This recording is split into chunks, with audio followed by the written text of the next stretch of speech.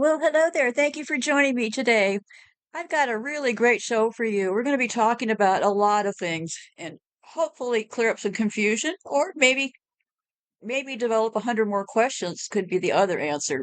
But before I get started, one thing I forgot to mention about Spain in the last show, I've been watching this show.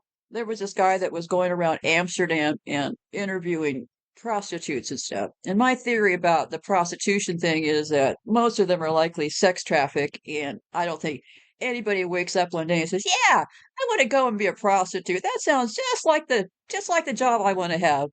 Well, so in one of the shows, the man doing the show who was interviewing the prostitutes also interviewed a man who was there locally trying to help the prostitutes. And they mentioned something about Spain because they were talking about all these Eastern European women who are being brought into Europe and into all of this sex trafficking stuff and the pornography. So the one guy looked at the other guy, and I noticed they both kind of glanced at each other. He said they smiled and said, "Yeah, Spain." And I was watching their faces, and they gave side looks, and then they both looked down, and they said, "Yeah, Spain." And what it is this: there's some 3-year trick that they're using because, for example, to get into Europe, you have to go through certain things. You have to get into the EU, you have to learn a language and blah, blah, blah, blah, blah, live somewhere for a certain amount of time. But if you go through Spain, here's the trick. You can go through Spain and you don't have to learn any languages. You don't have to do all that other stuff. You just have to be able to hang around Spain for 3 years, and then you get for full access to all of Europe. You get your European paperwork all done. So that's how they're bringing people in through Hungary and different places for the pornography into Europe. They're bringing the actual people in through Spain because of this trick.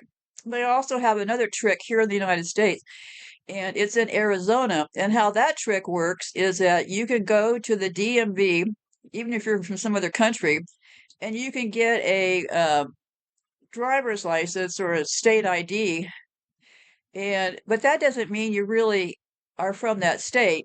But there's some loophole that anybody can get these state IDs, and that's how they hide the sex workers. I'm making it sound more complicated than it is, but anyway, there's a loophole in Arizona that does the same thing. So today I'm going to be let's talk about this autism stuff. RFK Jr. has a plan. He says by September he's going to know the case. I think they have strung out this thing about autism for so long, saying, "We don't know, we don't know, we don't know." When does this always happen? They always bury things, right? They buried the fact the mafia was running things by saying, "Oh, we never looked over there. Oh, we never saw that happening." And I am getting the suspicion that autism is the exact same deal. And I do not think that autism is coming from the vaccines. And I'll play a clip here in a second about that part. But because these are really neurodevelopmental disorders, okay? They're in our ticky in our brains, right? But you could also get infections and get neurodevelopmental disorders. And in the clip I'll be playing, obese people accumulate more. I think they're accumulating more heavy metals.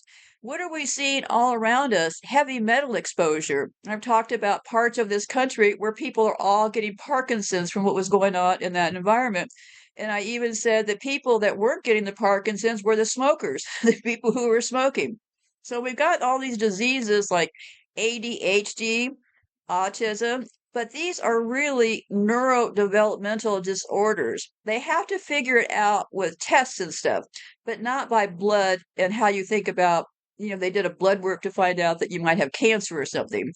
But when they're evaluating for ADHD and autism, they go by these checklists and stuff that their own people have developed. So that's a pretty big difference. And they also talk about this spectrum. Well, it could be this or it could be a million other things, right? You could be sort of on the spectrum or way over on the spectrum. So I don't want to bury the lead because here's what I'm thinking. I'm thinking that plutonium is a radioactive heavy metal in the series on the periodic table. It is man-made, mostly produced in nuclear reactors and used in nuclear weapons and nuclear fuel. Why it's extra dangerous, toxic in 2 ways: chemically, as a heavy metal like lead or mercury, It disrupts cells, organs, especially brain and kidneys. Radiologically, it emits alpha radiation, which damages DNA and tissues if inhaled or ingested. A microscopic amount inhaled can lodge in the lungs, liver, bones, or the brain, where it irradiates surrounding tissue for decades. Plutonium in the brain. Plutonium can cross the blood-brain barrier in some forms. Its alpha radiation causes chronic inflammation. And listen up on the inflammation. This is all about inflammation. So, plutonium can cross the blood-brain barrier in some forms. It causes chronic inflammation, oxidative stress, DNA mutations. Gee, these are all the things we hear about with cancer, all of which are linked to neurological disorders, cancer, and possibly developmental damage. Heavy metal versus radiation poisoning. Plutonium gives you both at once. It's a heavy metal, toxic to the nervous system, like lead or arsenic. And keep in mind, the researchers from the Manhattan Project, the guy who came up with the fluoride, he was also involved in lead, okay? So plutonium gives you both at once. It's a heavy metal, toxic to the nervous system. A toxic nervous system could also lead to ADHD, right? Nervous system like lead or arsenic. It's a radiation source, damaging DNA and brain function long term. So let's look at the history. Before the 1900s, it was misunderstood, just like it is now, right? Children and adults with autistic behaviors were often seen as insane, feeble-minded, or possessed. Historical records show descriptions of behaviors we now recognize as autistic, just under different labels.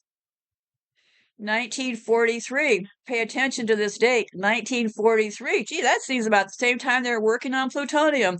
Autism gets a name. Dr. Leo Kanner published a paper on only 11 children with autistic disturbances or affective contact. He coins the term early infantile autism, noting social withdrawal, language oddities, repetitive behaviors. Connor believed autism was innate and biological, not caused by poor parenting, contrary to later theories. 1944, Hans Asperger's discovery. In Nazi era Austria, Dr. Hans Asperger describes kids with normal language and skills, but they showed social awkwardness, obsessive interest, motor clumsiness, later called Asperger's syndrome. Came out of Nazi Germany. No red flags there, right? 1950 to 1960s. The refrigerator mother theory. Psychoanalysts wrongly blamed cold, unaffectionate mothers for causing autism. The theory caused harm and stigma until it was debunked in the 1970s. So from the 1950s to the 1950s, 1950 to 1970, they blamed the mothers, okay? Always got to blame somebody, right? 1970s to 1980s, biological research grows. Autism begins to be seen more in a neurological condition, not psychological. Studies suggest genetics. Here we go. Genetics, same thing we heard about cancer, right? Also, possible links to immune or environmental factors. 1990, autism was added to the U.S. special education law. Autism officially included in the Individuals with Disabilities Education Act, or the IDEA. This led to more diagnoses because schools had to access and accommodate it. Parents and doctors became more aware. 1949, DSM-4, their fantastic manual. They started off with a DSM years ago, and it was a tiny little pamphlet. A group of them get together every year to decide how crazy we all are, okay? A group of them gets to decide how crazy we are. Did you hear me say that? So they get together, and there's also members of Big Pharma that sit on these boards, and they sit down and they come up with all of these diseases of the mind they say that we're having. So So in 1994, the DSM-4 broadens the definition. So DSM, Diagnostic and Statistical Manual of Mental Disorders, creates a spectrum. And keep in mind, they cannot measure mental disorders except from these people. These people have to say, oh yeah, all these symptoms look like this. Okay, so just keep in mind the source, right? So they came up with autistic disorder, Asperger's syndrome, NPP NOS, persuasive development disorder not otherwise specified. This huge shift increased diagnosis. Doctor, tell me what's wrong with my kid. Is it autism or Asperger's? Oh, come on in. Let's give your kid a bunch of tests. We'll charge you a bunch of money. And then at the end of the thing, we'll give you a bunch of pills. So, right.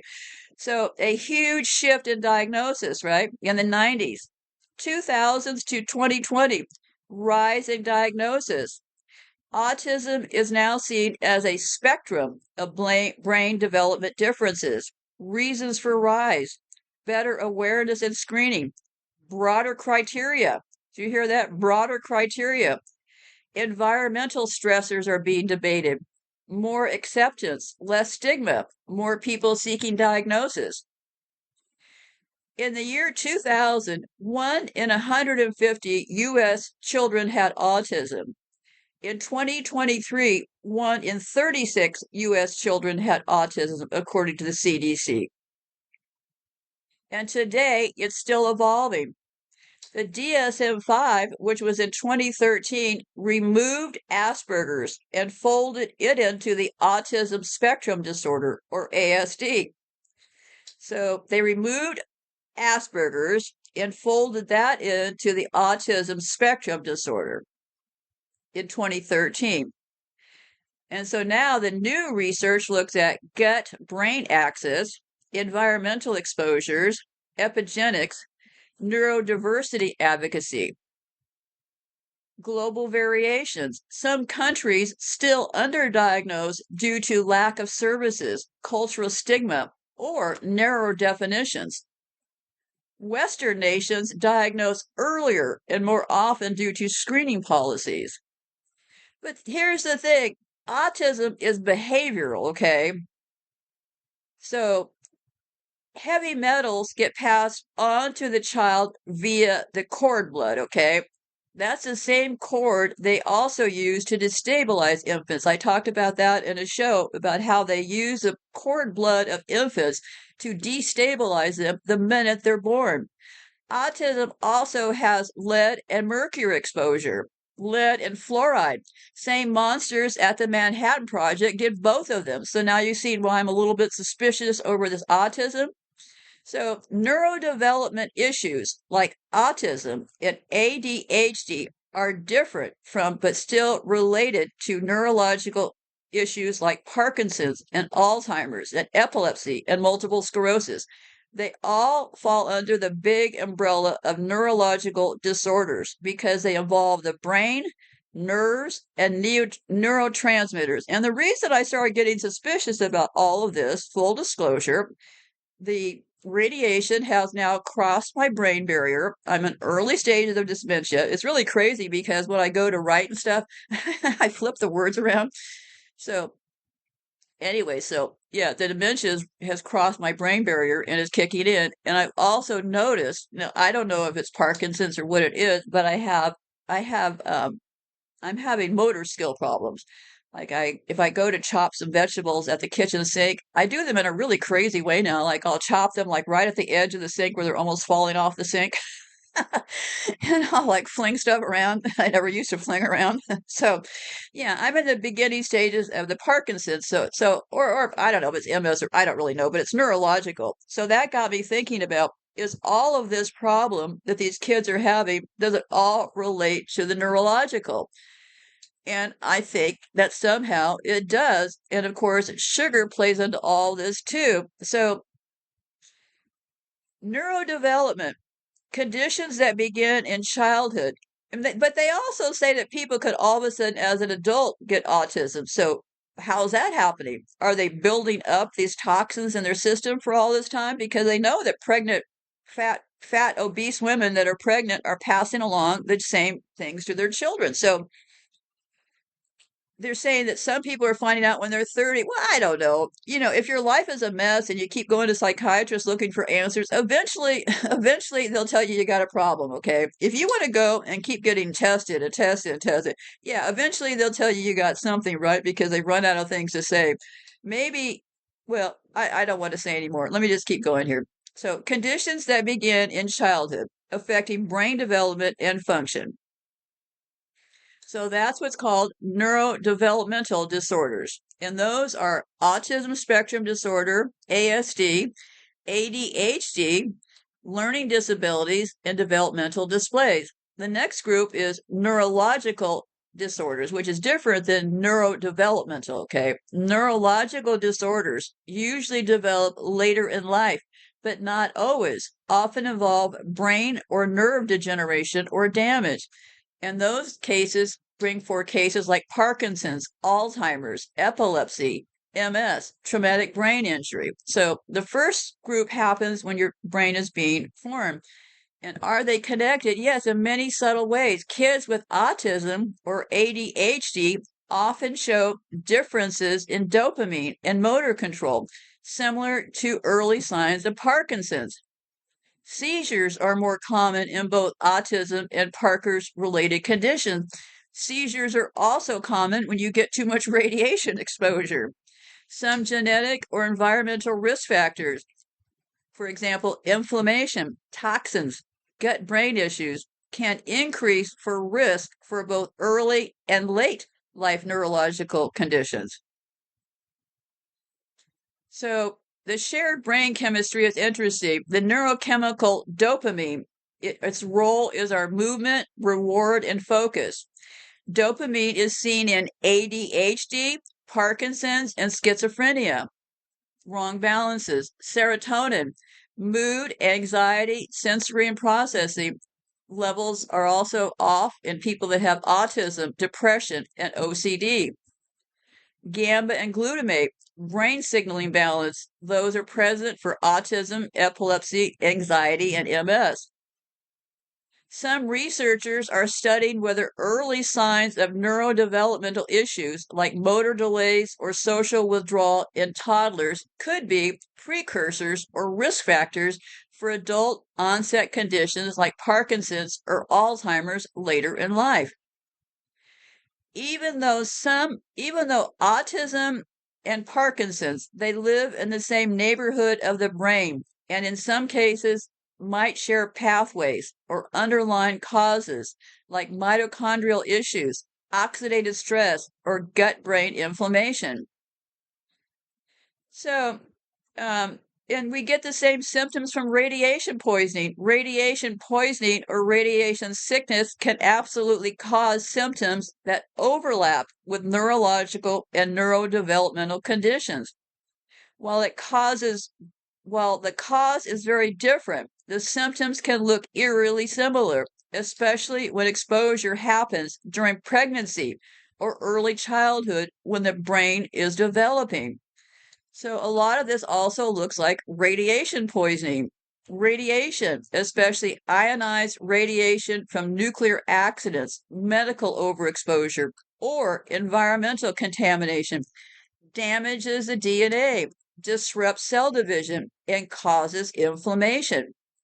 The brain and nervous system are among the most vulnerable organs, especially in children. So, cognitive delays, intellectual disability, seen in radiation poisoning, yes, also seen in autism and ADHD. Motor control problems, tremors, stiffness, seen in radiation poisoning, yes, also seen in Parkinson's, CP, developmental delays. Symptoms, speech delay or regression, yes, also seen in autism.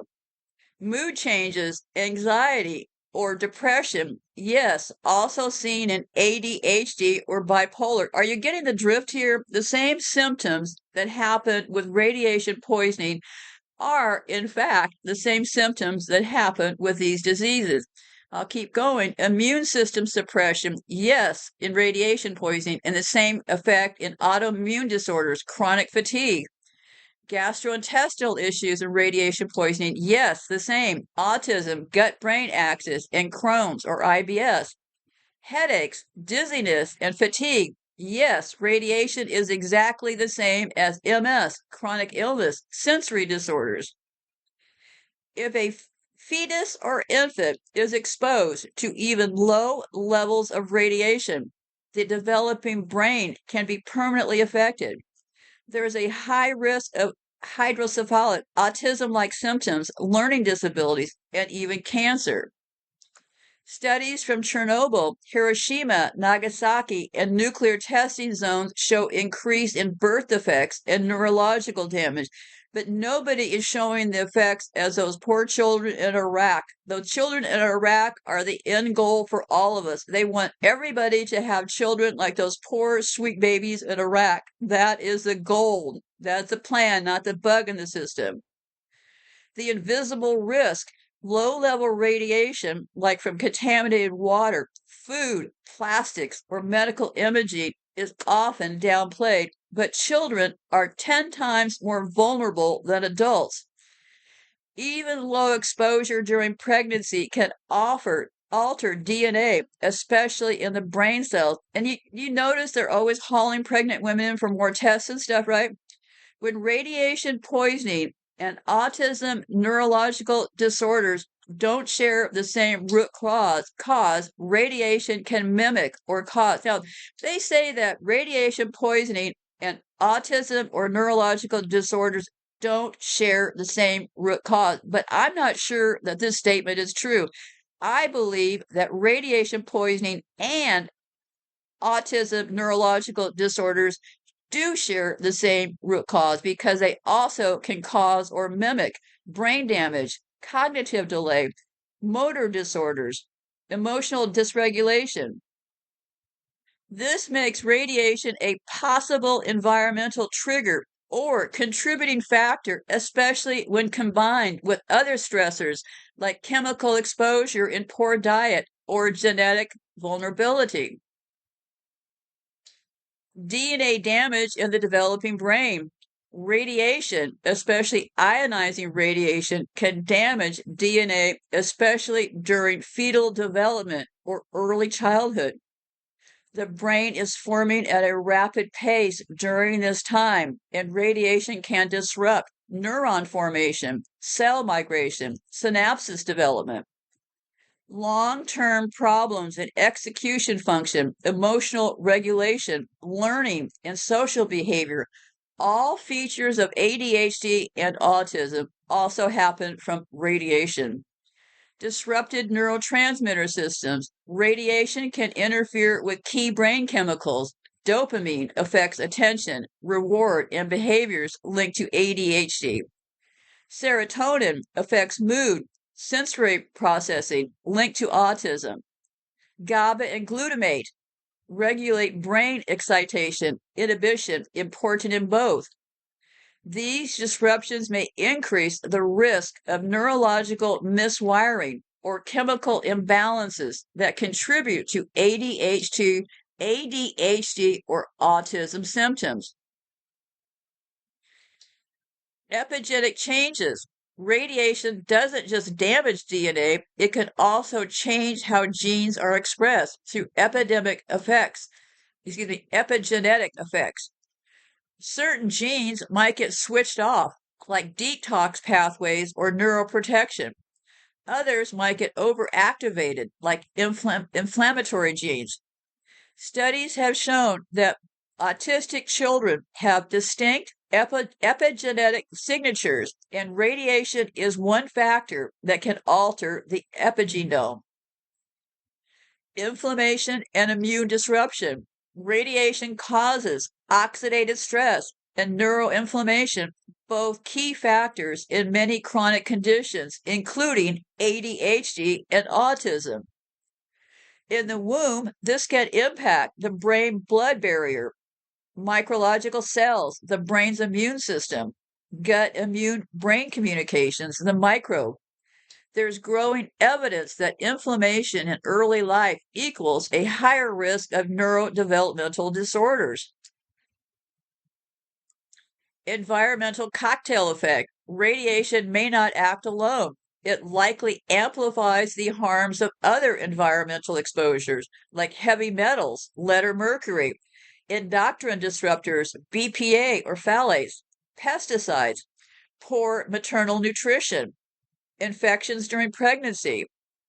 When radiation is added to that mix, the risk of developmental problems skyrockets, especially for genetic vulnerable kids. The only supporting research I could find, there was some out of Chernobyl, survivor studies increased rates of cognitive delay, autism-like symptoms, and neurobehavioral problems in children born post-disaster. Animal studies, mice exposed to radiation in utero, ADHD, or autism-like behaviors. NIH and the CDC, they acknowledge that radiation, environmental toxins, and inflammation all play a role in early brain changes linked to autism and ADHD. Radiation may act as a trigger, amplifier, or contributor to neurodevelopmental disorders by damaging DNA in brain-forming cells, by disrupting neurotransmitters, by causing epigenetic changes, by triggering inflammation, by interacting with other environmental toxins. Today, I'll be talking about a woman named Dr. Renee Dufald. She is a former scientist with the FDA and the EPA, is the founder of the Food Ingredient and Health Research Institute. Her research centers on the development of the macroepigenetics model, which suggests that exposure to dietary toxins such as mercury, commonly found in high fructose corn syrup, and deficiencies in essential nutrients like zinc may affect gene expression linked to neurodevelopmental conditions such as autism and ADHD. She is the author of the book Unsafe at Any Meal, a book that explores the potential dangers within the U.S. food supply and how these risks may contribute to rising rates of developmental disorders. So, developmental disorders are a group of mental conditions negatively affecting the development of the nervous system, which includes the brain and spinal cord. According to the American Psychiatric Association, their DSM, the Diagnostic 5, published in 2013, these conditions generally appear in early childhood, usually before children start school, and can persist into adulthood. The key characteristics of all of these disorders is that they negatively impact a person's functioning in one or more domains of life: personal, social, academic, occupational, depending on the disorder and deficits it has caused. All of these disorders and their levels of impairment exist on a spectrum, and affected individuals can experience varying degrees of symptoms and deficits despite having the same diagnosis.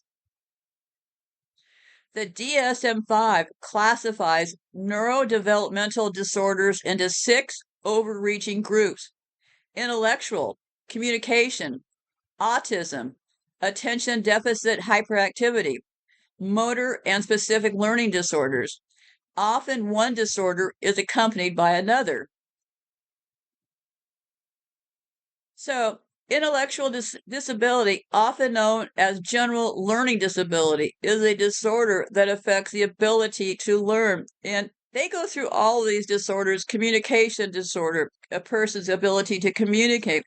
And keep in mind, and wait a second, autism, also called, is a neurodevelopmental disorder characterized by symptoms of deficient reciprocal social communication and the presence of restricted, repetitive, and inflexible patterns of behavior.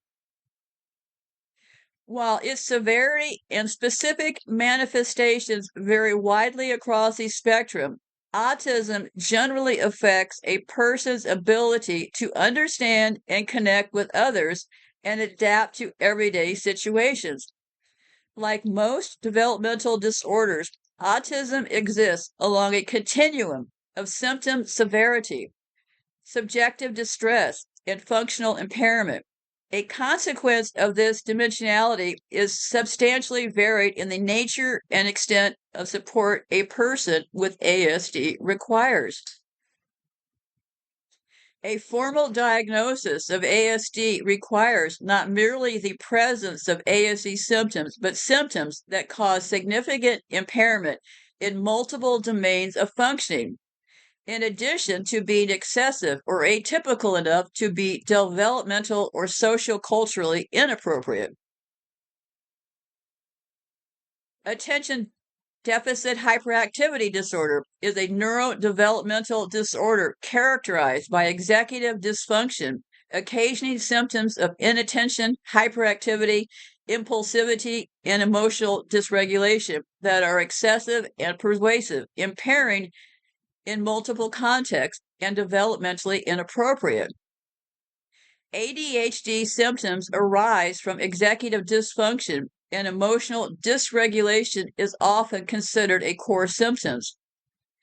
Difficulties in self-regulation, such as time management, inhibition, and sustained attention, may cause poor professional performance, relationship difficulties, and numerous health risks, collectively predisposing to a diminished quality of life and a direct average reduction in life expectancy of 13 years. ADHD is associated with other neurodevelopmental and mental disorders, as well as non-psychiatric disorders, which can cause additional impairment. Motor disorders, including developmental coordination disorder, stereotypical movement disorder, and tic disorder, such as Tourette syndrome. Deficits in any area of information processing can manifest in a variety of specific learning disabilities. It is possible for an individual to have more than one of these difficulties. This is referred to as comorbidity or co-occurrence of learning disabilities. In the UK, the term dual diagnosis is often used to refer to co-occurrence of learning disabilities. There are neurodevelopmental research projects examining potential new classifications of disorders, including nonverbal disorders. What I'd like to say about all of this, so let me explain. Before I get there, let me explain the nervous system. The development of the nervous system is tightly regulated in time. It is influenced by both genetic programs and the prenatal environment.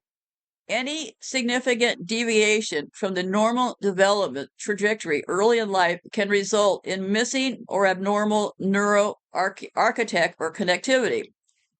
Because of the temporal or spatial complexity of the developmental trajectory, there are many potential causes of neurodevelopmental disorders that may affect different areas of the nervous system at different times and ages. These range from social deprivation, genetic and metabolic diseases, immune disorders, infectious diseases, nutritional factors, physical trauma, and toxic and prenatal environmental factors. Some neurodevelopmental disorders, such as autism and other pervasive developmental disorders, are considered multifactorial syndromes, which have many causes that converge to a more specific neurodevelopmental manifestation. Some deficits may be predicted from observed deviation in the maturation patterns of the infant gut microbe. Deprivation from social and emotional care causes severe delays in brain and deprivation from social and emotional care causes severe delays in brain and cognitive development. Studies with children growing up in Romanian orphanages during Nicolae Sergei's regime revealed profound effects of social deprivation and language deprivation on the developing brain. These effects are time dependent. The longer children stay in negligent institutional care, the greater the consequences. By contrast, early adoption at an early age mitigated some of the effects of earlier institutionalization. Genetic disorders. A prominent example of genetically determined neurodevelopment disorder is trisomy 21, also known as Down syndrome. This disorder results from an extra chromosome 21, although in uncommon instances, it is related to other chromosomal abnormalities, such as translocation of the gene material. It is characterized by short stature, eyelid folds, abnormal fingerprints and palm prints, heart defects, poor muscle tone, delay of neurological development, and intellectual disabilities, delay of intellectual development. Less common known genetically determined neurodevelopmental disorders include Fragile X syndrome. Fragile X syndrome was first discovered in 1943 by Martin and Bell, studying persons with family history of sex-linked mental defects. Rett syndrome, another X-linked disorder, produces severe functional limitations. Williams syndrome is caused by small deletion of genetic material from chromosome 7. The most common recurrent copy number variations disorder is DeGeorge syndrome, followed by Prader-Wills syndrome and Angelman syndrome.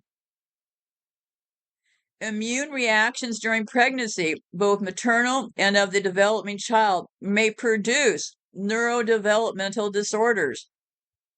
One typical immune reaction in infants and children is PANDAS, or Pediatric Autoimmune Neurophysiological Disorders Association.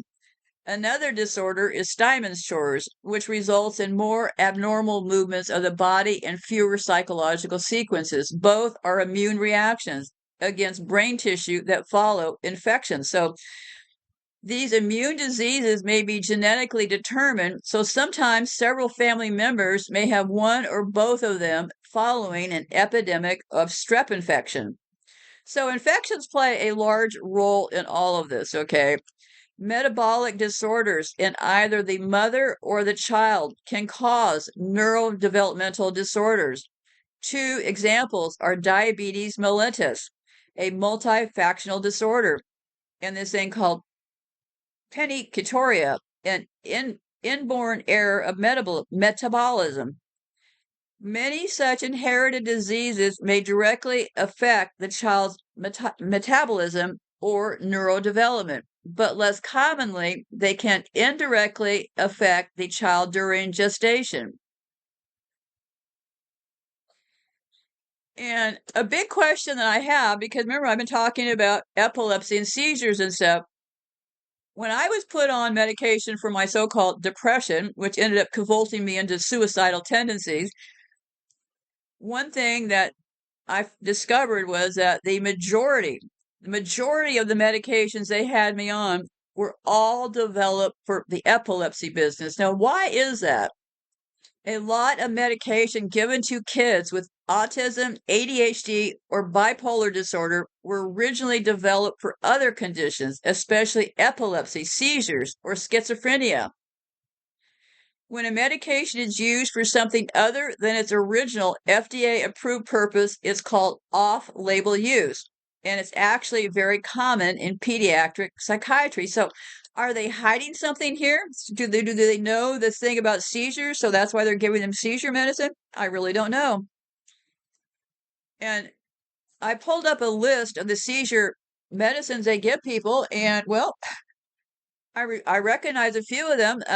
They call them antipsychotics, originally for schizophrenia or bipolar. The one they give out the most is called Risperdal, approved for autism-related irritability. Originally, it was for schizophrenia and bipolar. And these things are, I'm not going to go through every one of these drugs, but Risperdal, what does Risperdal do? Well, it's approved for autism, it goes to, let me see, Risperdal causes boys to grow female breasts. It causes those breasts to lactate. So, Risperdal, why it's controversial, it causes elevated prolactin, leading to breast development, gynocos- gynocosmedia, and even lactation in boys, linked to significant weight gain, metabolic issues, and sedation. Lawsuits, thousands of families sued Johnson & Johnson over side effects. Still, FDA approved for autism-related irritability in kids, but they say they're often monitored closely or avoided these days. Another drug, valproate, or called Depakote, originally for seizures, now used off-label for aggression and mood swings, can cause liver damage, weight gain, hormonal imbalances, and in some cases, polycystic ovary syndrome in girls. Strong tetragenics, birth defects if used in pregnant teens or women. Rarely a first-line choice in kids unless seizures are also present. Clonidine. Why controversial? It was originally blood pressure medicine, now used for ADHD, autism-related hyperactivity, and sleep. Can cause low blood pressure, fatigue, dizziness, and even fainting. Sometimes helpful in calming behaviors or helping with sleep, but must be dosed carefully. The other drug, Abilify, why is that controversial? Can cause restlessness, impulse issues, and weight gain. Some cases of impulse control problems, compulsive shopping, gambling in adults. Still widely used and sometimes better tolerated than Risperdal. Stimulants like Adderall, Ritalin, and Visine. Why are they controversial? Well, because they can cause appetite loss, insomnia, tics, anxiety, and potential misuse and abuse in teens and adults, by the way. I think most of the people on social media are on some form of Adderall or Ritalin. Well, they get that grandiose thinking. Just observe the people on the screen. Most of them are drugged up on something. Kids with autism may be more sensitive to the overstimulation, generally safe when monitored, but not always effective in autism-only cases. Selective serotonin reuptake, SSRIs like Prozac, Zoloft, they can cause increased agitation, aggression, or suicidal thoughts in some kids. Often used off-label for anxiety or repetitive behaviors in autism. Needs close monitoring, especially early on. Why all this matters? Children's brains are still developing, and long-term studies on many of these meds in kids are limited. The risk can be significant, especially when kids are on multiple medications or start very young. How can parents, the question I have is, how can parents really give consent for their kids to take these drugs when the people giving out the drugs aren't really clear why they're giving them, right? What I found is that they start treating your symptoms really quickly. If you mention in a meeting, you get a 15-minute meeting, okay, to describe what you're going through that month, okay? And in that 15 minutes, they decide to give you more pills, right?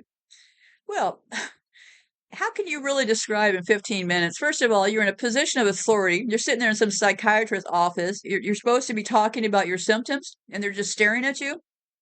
So I think that psychiatric and meds in children are highly problematic. But hey, that's just my 2 cents. But the problem, informed consent in a fog of uncertainty. Most meds aren't tested on kids with autism. Drug companies usually don't run large clinical trials on children, especially not neurodivergent children.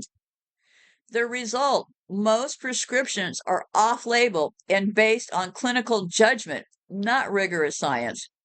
This means parents are being asked to consent to something even doctors are guessing at. They say something like, here's a seizure drug we think might help your child's aggression. It's not approved for autism, but we've seen it help. Why do you think they always say, well, check with your doctor if it's good for you? So what I'm going to be doing is I'm going to be playing this clip here now, and it's a very interesting clip. Let me grab a hold of it real quick here, so I can take a break. And it is called Autism Risk, Vaccine Safety and Inflammation. Dr. Chris Palmer. He's on the Dr. Andrew Huberman show. Dr. Andrew Huberman, all of these people are problematic in my opinion. I do not just listen to people without understanding first who are these people. Well, Dr. Andrew Huberman is highly problematic. He starts off his one show saying, I do this for free to help the public learn about science. Well, he is not doing it for free. He's got almost 7 million subscribers. He is knocking in millions of dollars. He is selling that AG1 stuff. Just on that one AG1 scam stuff they're all selling, he is likely knocking in, I mean, mega $1 million per year, okay? He comes from Stanford. I have some articles down below. Take a look at them for yourself, okay? Stanford University from early on, big into eugenics, okay? I lived in that area when I worked in Silicon Valley. As a matter of fact, one of my first apartments I rented when I got relocated there to work for Intel, I rented an apartment close to Stanford University. It was on Leland Street, Leland Avenue, because Leland Stanford started Stanford. And so I lived right across the street there from Stanford. And, well, most of Silicon Valley people came out of Stanford. By the time I left Silicon Valley, I had in fact determined that it was being run by psychopaths. So it seems to me that Stanford sure cranks out a lot of psychopaths, if you ask me. All the Google people, all the really problematic people, Peter Thiel. I mean, the guy could hardly string together a sentence. He's so out of it, okay? All of the top tech people, a lot of them came out of Stanford University, which was founded completely on the basis of eugenics. Not going to go any further today. Read the articles for yourself, but you need to learn to pay attention to who are you getting this information from. I saw a doctor, I wish I had the clip, it was years ago, a doctor from Stanford seriously talking about children, infants with bipolar disorder. And this doctor actually said, I was so stunned, he actually said that he thought a good idea, because so many children were showing up with bipolar disorder, that maybe they should just start treating them early, like, like right when they get born. Yeah, you're all going to get bipolar, so let's just start giving you drugs early. No, that was from a doctor from Stanford. And I'm not saying every university, but all of these universities bleed tax dollars. Where do you think they send these little tests and stuff they want to do? The government, the deep state, all these people, they fund these universities by projects and grants that they are given to test all these things. These universities basically work on behalf of the government, but they rely on your tax dollar. They don't want your kids in these universities, but they want your money for these universities. As a matter of fact, right now, while I'm on a rampage, Harvard is posting the most disgusting thing on earth. They're showing a person in a white coat with a monkey clinging to the side saying, we're going to have to euthanize our monkeys if we don't get more money from the government. Do you realize how much money Harvard is sitting on? They have billions and billions of dollars. As a matter of fact, when Larry Summers was in charge of Stanford or Harvard, he lost over $1 billion. Yeah, the guy that everybody thinks is so great, right? So Harvard posting a poor, pathetic monkey and saying, we're going to have to euthanize these monkeys. I say to that, get monkeys out of all of those research labs and stop playing us for idiots. You're already taking our tax dollars. You're already doing all of this stuff behind our back. Stop playing us for more money. But that's a problem with psychopaths. They don't know how to read the room. They don't know when enough is enough. They are gluttons. There will never be enough money or enough ego in the day for any of these people, like that Dr. Huberman. You know, he doesn't even have an actual lab. I mean, the guy's lying about everything. He is one of Joe Rogan's favorite people. Of course, do the math. Be careful of who you're promoting. The problem that I have with the Hubermans of the world, beside the fact that they're total liars, okay, hiding under that medical degree, or maybe what does MD really mean? Medical doctor or murder and destroy, murder and death? What does Dr. Huberman do for people who are actually doing work out there? Well, they bleed the field. So actual researchers in these universities, they're never going to get anywhere as long as people like Huberman are in charge, because the people that are the honest players in the scientific world, like the people like the Dr. Seyfrieds of the world and this new woman I'll be introducing today, Dr. Renee, they haven't played the game, so they're cut out of the loophole, right? They're not going to get the funding. The Hubermans of the world who play the funding route, who go out and bilk the public, and he actually has the nerve to say he is doing this for free. How could he say he's doing that for free when he's making millions? So right when he opens his show, he's lying to you right from the jump, right? Anyway, I got to go and take a break. So I'm going to be playing this fascinating clip, and it will tell you exactly what they know now. And just key in for those words, inflammation. Just listen to this guy talk, and I'll be back on the other side.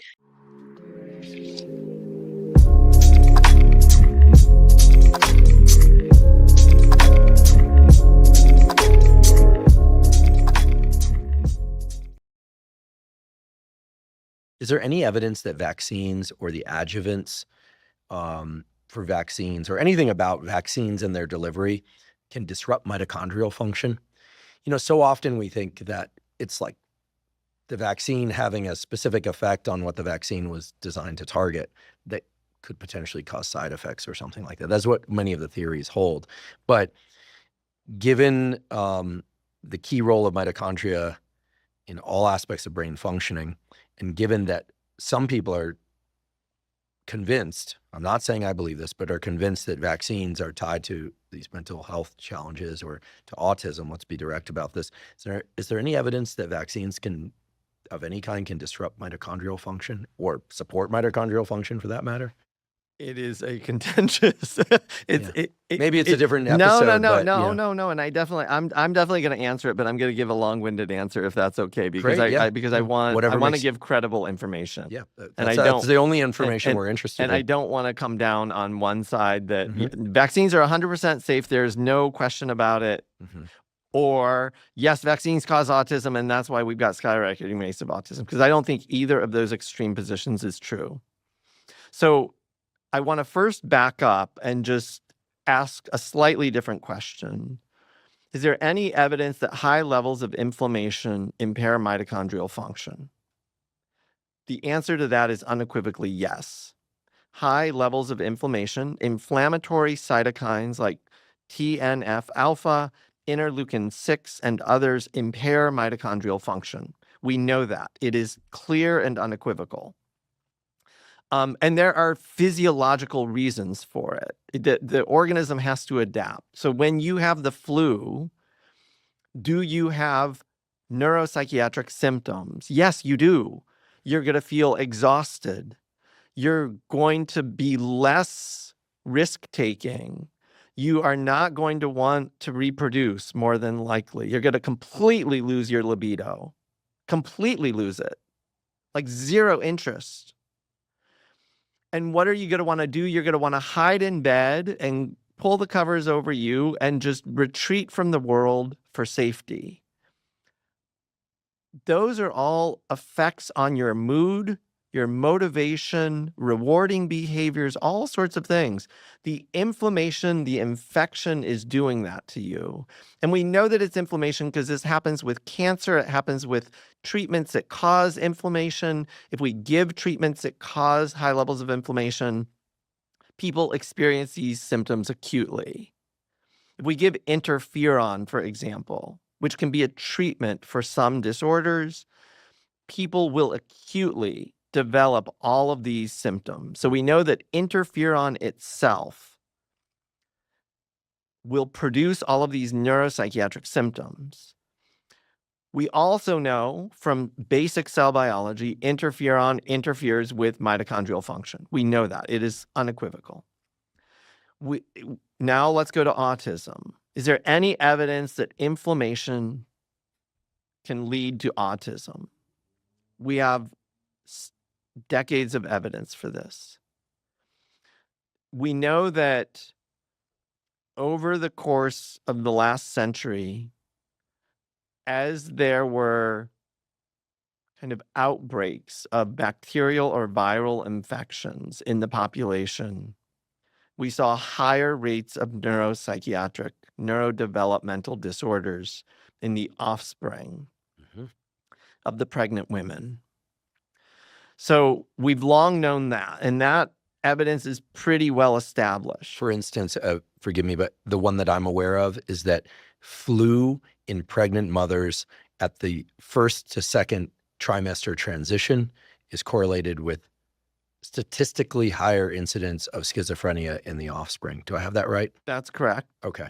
But then there was a rubella outbreak that resulted in much higher rates of autism in the offspring. I think that was in the 1960s.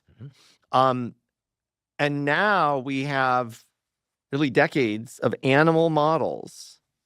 So they take mice and they inject them with lipopolysaccharide, which causes an inflammatory reaction. And when they do this to pregnant mice, the mice that are born to those women, those female mice, are at much higher risk for showing signs or symptoms of what looks like a neurodevelopmental disorder. It's different diagnosing or whatever a neurodevelopmental condition in a mouse. Is it 100%? No, it's just we increase the risk. So if you inject a pregnant mouse with lipopolysaccharide, can that mouse still have a normal appearing mouse? Yes, but the probability that the offspring will have a neurodevelopmental symptoms of a neurodevelopmental condition increase. That is where so much of the autism research has been focused. It's trying to understand this, trying to understand what is happening with inflammation. How does that impact neurodevelopment? We know that. So now back to the question that you posed. Is there any possibility that vaccines could contribute to that process? Do vaccines increase inflammation? I think the answer to that is yes. Is there variation in the inflammatory response between different people? I think the answer to that is yes. Can some people have a hyper-exaggerated inflammatory response in response to a vaccine? I think the answer to that is yes.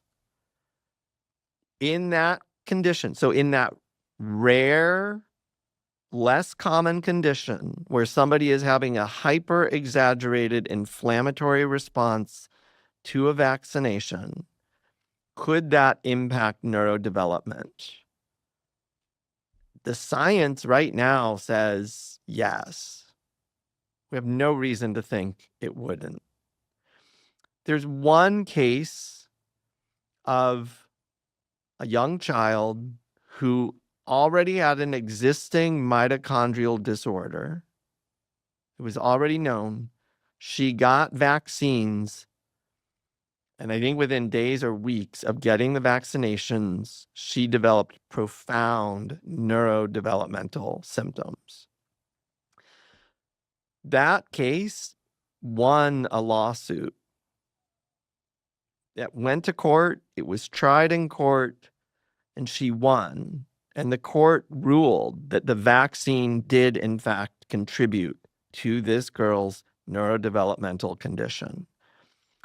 Now, they assumed it was because she had a pre-existing mitochondrial disorder. And I would support that. It lines up perfectly with what I've been talking about all along, that people who have vulnerabilities with mitochondria or metabolism, you can only absorb so many hits. And when you get that final hit that tips kind of the balance to impact neurodevelopment, you can get that. Now, coming back to the bigger question, so should people get vaccinated or not? We do have reasonably good evidence that unvaccinated people are more likely to develop autism than vaccinated people. Is that right? The problem with that study is that it's a retrospective cohort epidemiological study. And the biggest critique that I have of that type of research is that the researchers decide what they control for and what they don't control for. Mm. But the existing research right now, as published and as designed, suggests that if you don't get a vaccine, you're more likely to develop autism than if you do get a vaccine. And how would I understand that? I just talked about it. Infections themselves can cause neurodevelopmental disorders. So if a child gets measles, they're not only at risk of dying of measles, they're also at risk of impacting their mitochondrial function and developing a neurodevelopmental disorder as a result of getting a severe infection. Assuming there's choice, there's a risk-benefit analysis. Do you want the potential inflammation from the vaccine or lack of inflammation? You run the gamble. It's hard to predict who's going to have a big inflammatory response and who's not. Although I'm thinking in the back of my mind about these lifestyle factors, even though it's a young child or an adolescent in some cases, but young children typically, there are things that you can do to bolster the health of that kid going into a vaccine if you're choosing to vaccinate your kids, right? Like proper sleep, proper nutrition, proper everything. You wouldn't want them even slightly sleep deprived because that would increase the risk of inflammation, right? I mean, these things compound, as I understand it. So, I think what most all parents really want is a sense of control over what are inevitably a mixture of controllable and uncontrollable factors. And this is what I hear when I really listen to this debate about vaccines. I hear my science colleagues inevitably saying, okay, the Wakefield data were BS, et cetera, like, no, there's no possibility. And then I hear parents who are having kids, whose kids are due for vaccines, and they're like, I don't know what to do. They're terrified. And these are smart people, and they don't know what to believe anymore. That's the challenge. I mean, the science that I just laid out is true. It's clear. And again, we've got decades of research to support most of what I've just said. All of what I've just said, I think. If you understand the biology, when a child begins to show symptoms of a neurodevelopmental disorder, instead of assigning a label, this is autism, it's a life sentence, good luck, we should be intervening. And what could we do to intervene? What you just said in terms of prevention strategies, absolutely. Let's make sure that even before you're going to the doctor, even before you're exposing yourself to any of these vaccines, that you're healthy. Why? Because we want you to be healthy. Why wouldn't you want to be healthy? So let's just be healthy. But I would actually go much further and say as soon as a child begins to show signs or symptoms, especially when it's an abrupt change, when they were developing in a neurotypical way and then all of a sudden they got an infection or they got a vaccine or something happened and now they are falling off the trajectory. And that's what we hear from these parents who are saying, no, this is real. That's why they believe vaccines cause it. Do I think it was just the vaccine on its own? I suspect a lot of them have had other hits. They probably had other vulnerabilities going into that vaccination. And that the vaccination, if we even entertain the possibility that that vaccine did contribute to their autism, I'm doubtful that it was the sole only cause. I'm doubtful that it was the sole cause. But regardless, once the kid starts showing signs or symptoms, we should be doing a full workup. We should be looking for vitamin and nutrient deficiencies. We should be looking for this central B12 deficiency. Did the vaccine somehow cause an autoimmune reaction to CD320 so that now this kid has central B12 deficiency, and that is why this kid is falling off the chart?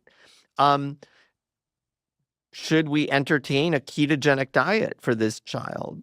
I would say yes, we should. That should be on the table of options. We might want to put this child on a ketogenic diet. Does that ever happen? It happens all the time in kids with epilepsy. So why not do it for neurodevelopmental conditions? But again, it's not just keto diet is going to save the day and we don't have to think about central B12 deficiency or any of these other things. Like, let's put it all together. And especially with AI now, we can do this. This is a solvable puzzle. It is a complex puzzle, no doubt. But it is a solvable puzzle, and we should start to solve it. But right now, the state of the field is that we assign a label autism, and we tell the parents to just prepare for a disabled child. Just prepare yourself to take care of a disabled child for life. We're really sorry. We don't have anything more to offer. We can do some ABA training. We can do some basic, we'll try to teach them some social skills. The real outcome data on that is pretty bad. If your brain's not working right, it's hard to teach people how to do the skills that the brain is designed to do. And that's the challenge, is that it's all well and good to recognize a problem, but now we need to come up with effective treatments. And we know that a lot of the, people talk about early intervention with autism as though early intervention is going to save the day. I don't mean to bash the people doing that work. Let's do anything we can.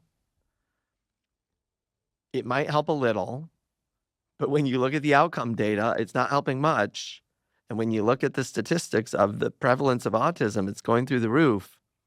So those strategies are just not working. They're not working for prevention. They're not working to improve long-term outcomes. We have a lot of work to do. So I appreciate the thoroughness of your answer. I can promise you that anything we put out about that will include the full context. We're not. People will take the soundbite, and well, if they do, I'm gonna get rabid by posting the preamble, because it's very important that people hear the full context. It's and I really appreciate you embracing that topic with the depth and rigor and sensitivity also that you do, because I don't think we can duck this vaccine question anymore.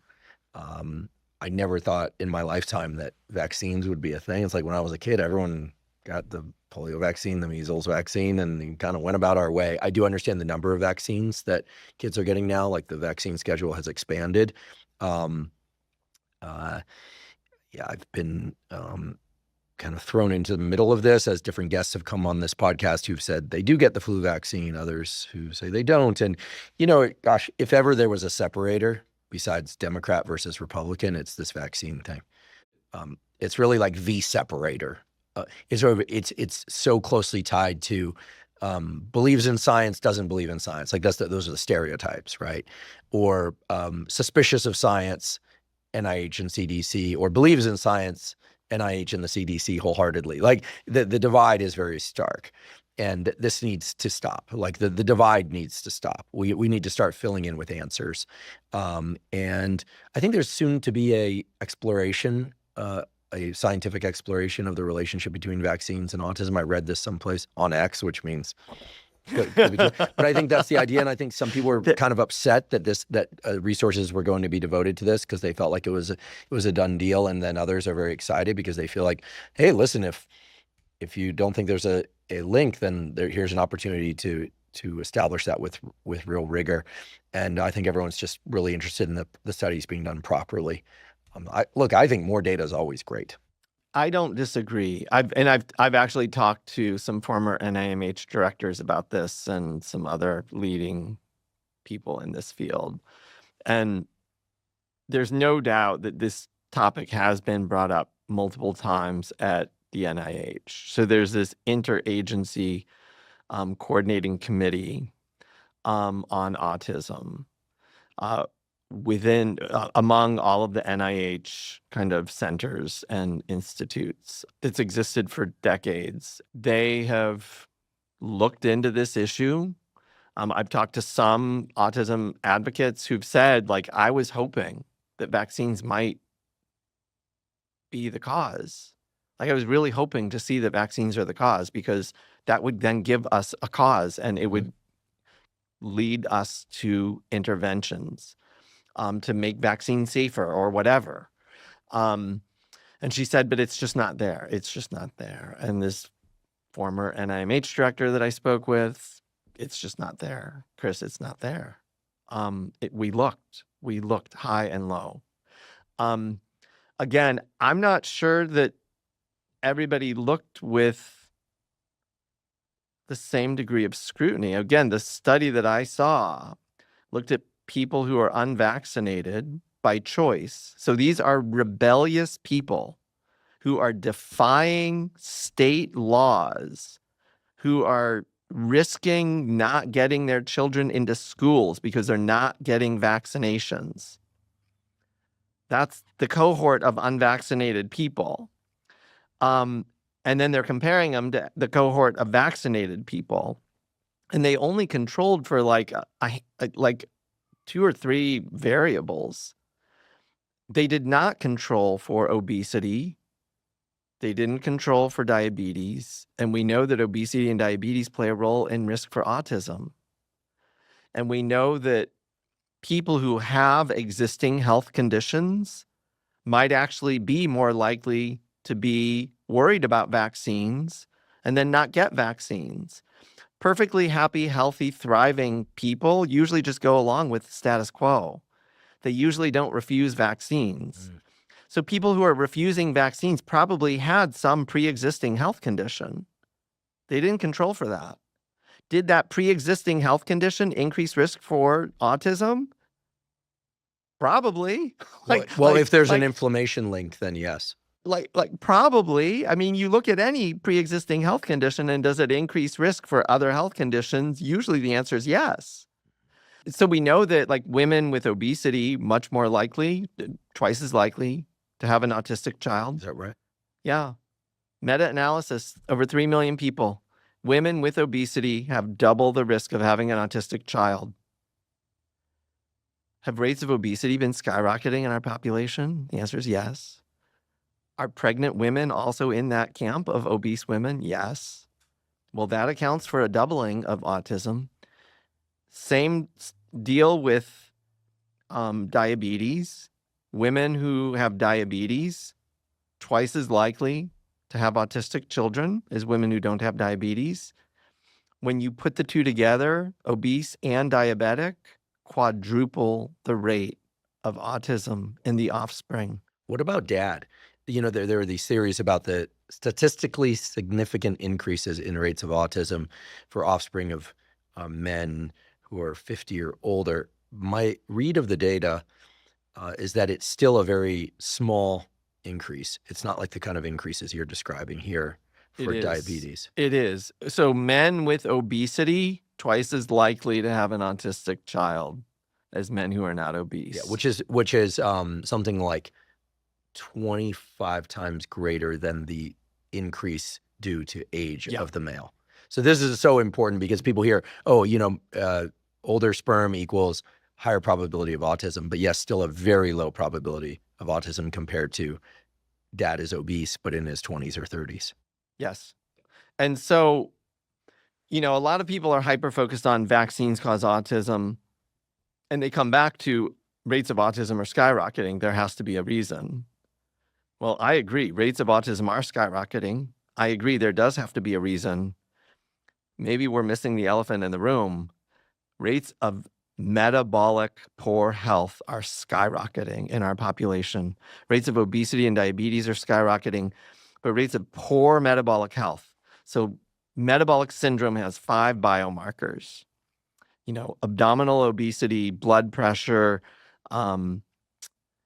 glucose, high levels of glucose, and then high triglycerides and low HDL cholesterol. Those are the 5 biomarkers of metabolic syndrome.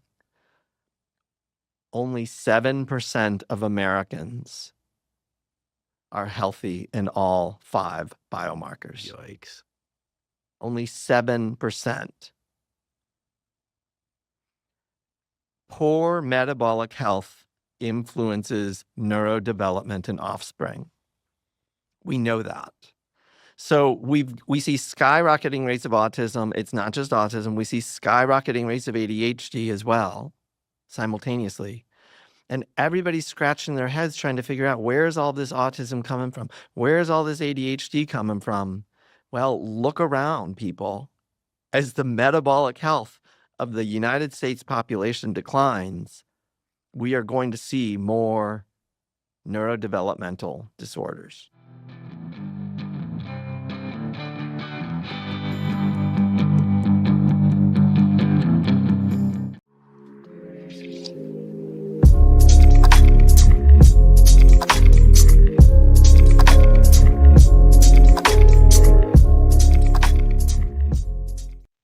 I realize I didn't finish my rant about Dr. Huberman. The reason, and it's not just him, okay, it's all of them.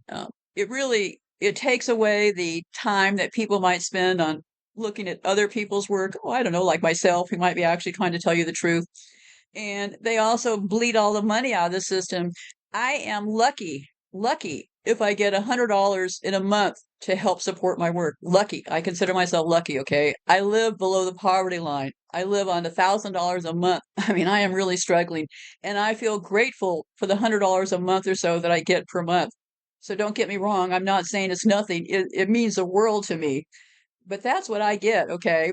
And he is getting millions of dollars for sitting there and lying and acting like he's so concerned about things. So that is a reason that it tends to kind of irritate me just a little tiny bit. And that is a reason why I typically avoid conversations about fundraising. I stopped asking for money because so little came in that it just became a futile thing. So I can do it. I will keep doing it. It's just a sad case that people don't seem to want to support what I'm doing along the way. And it's because they get bled off by people like this guy and all the rest of them who are out there telling you nothing but lies because they want to control your time.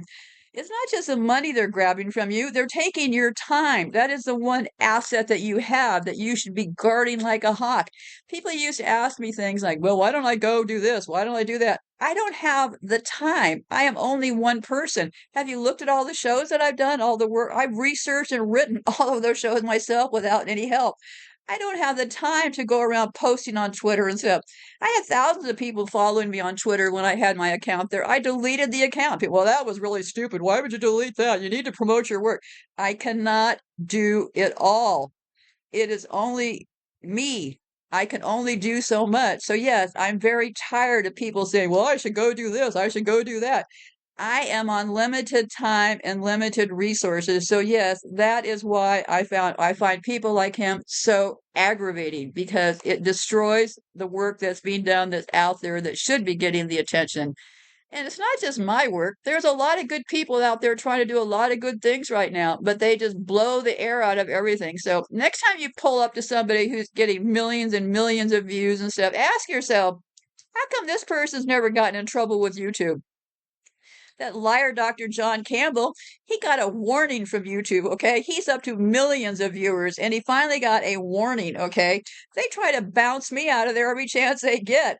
The only reason they're not deleting more of my shows right now, because the last time they went through and deleted my shows, it left a complete trail of what they were the most worried about. They were so worried about those shows that I did about them giving themselves black eyes by all their sick, satanic things that they were doing. They're worried about chasing children down in woods, so they went in and took away those shows. They don't bother those other people the same way because they're all in on the same deal. So I'm going to put this on hold, and I'll be back when I'm feeling a little bit calmer about the subject because you also have to remember, besides being in early dementia, I turned 74 years old in a couple of weeks, and it has not been exactly easy, okay? None of this has been easy, so some solidarity along the way would certainly have been a nice thing to have felt. Okay, let's talk a little bit about these behavior symptoms. So, kids on meds, they're always coming up a way to give these kids pills, aren't they? I can't even imagine what must go on with their little brains when they start feeding them pills when they're just a couple of years old. but because they say that kids with autism aren't prescribed meds based on medical tests, but on behavioral symptoms. And this is the other thing. So the people doing the behavioral testing, do you really trust those people? I mean, I don't, but you might.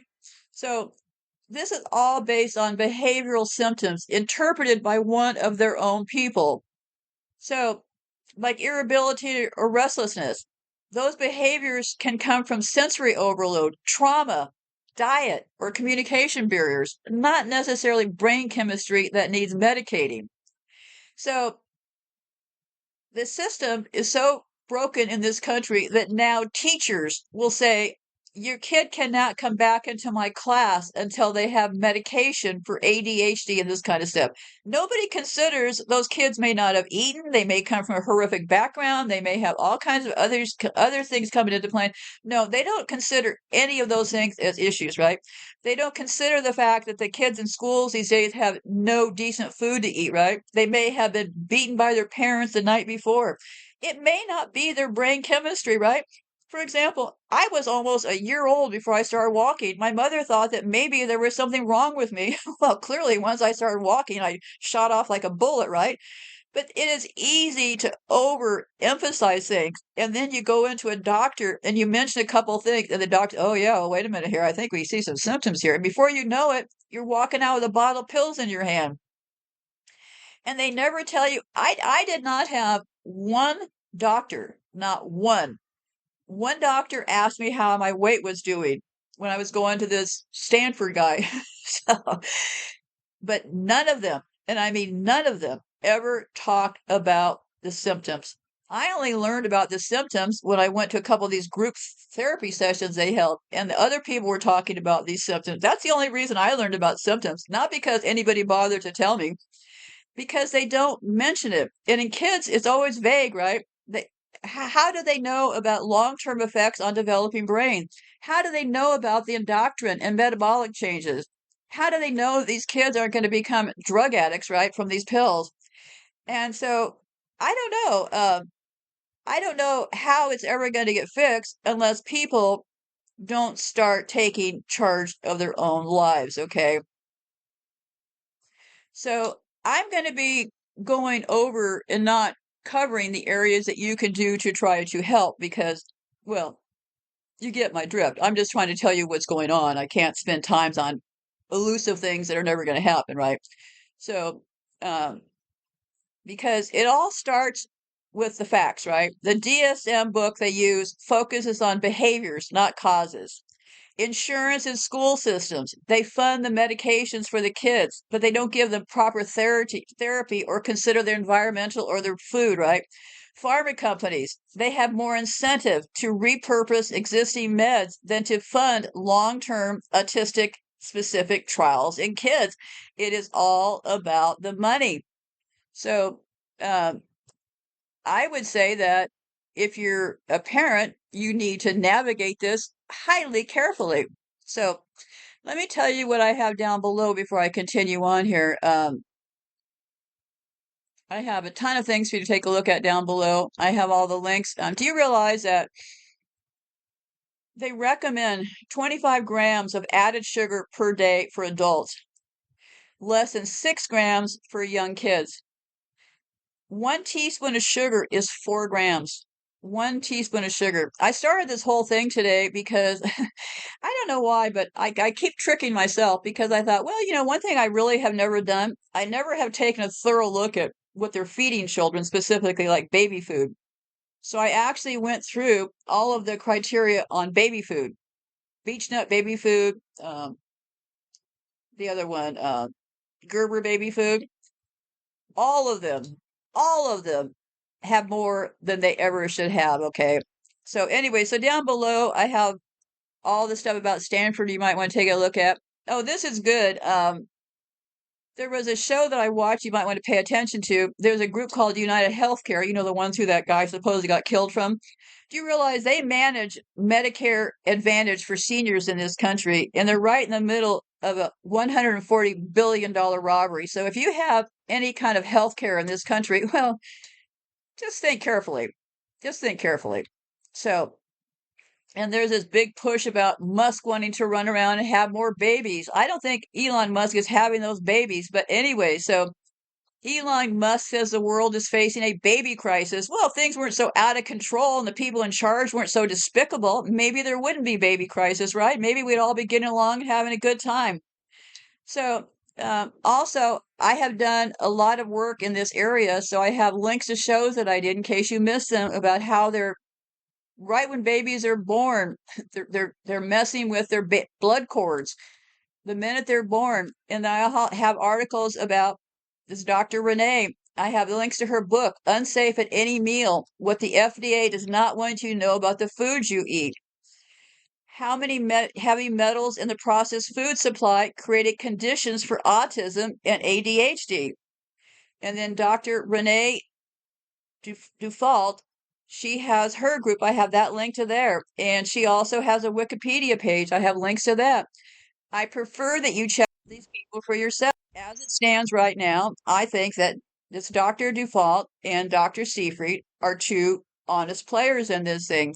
So I would pay attention to what they have to say. And then I also have some links as far as other diet nutritional things that they're reviewing and whatnot. So that's all down below. I'm going to be putting this on hold for a second here. Okay, here's some interesting studies. They have studies show that 30 to 80% of children with autism spectrum disorder also meet the criteria for attention deficit disorder.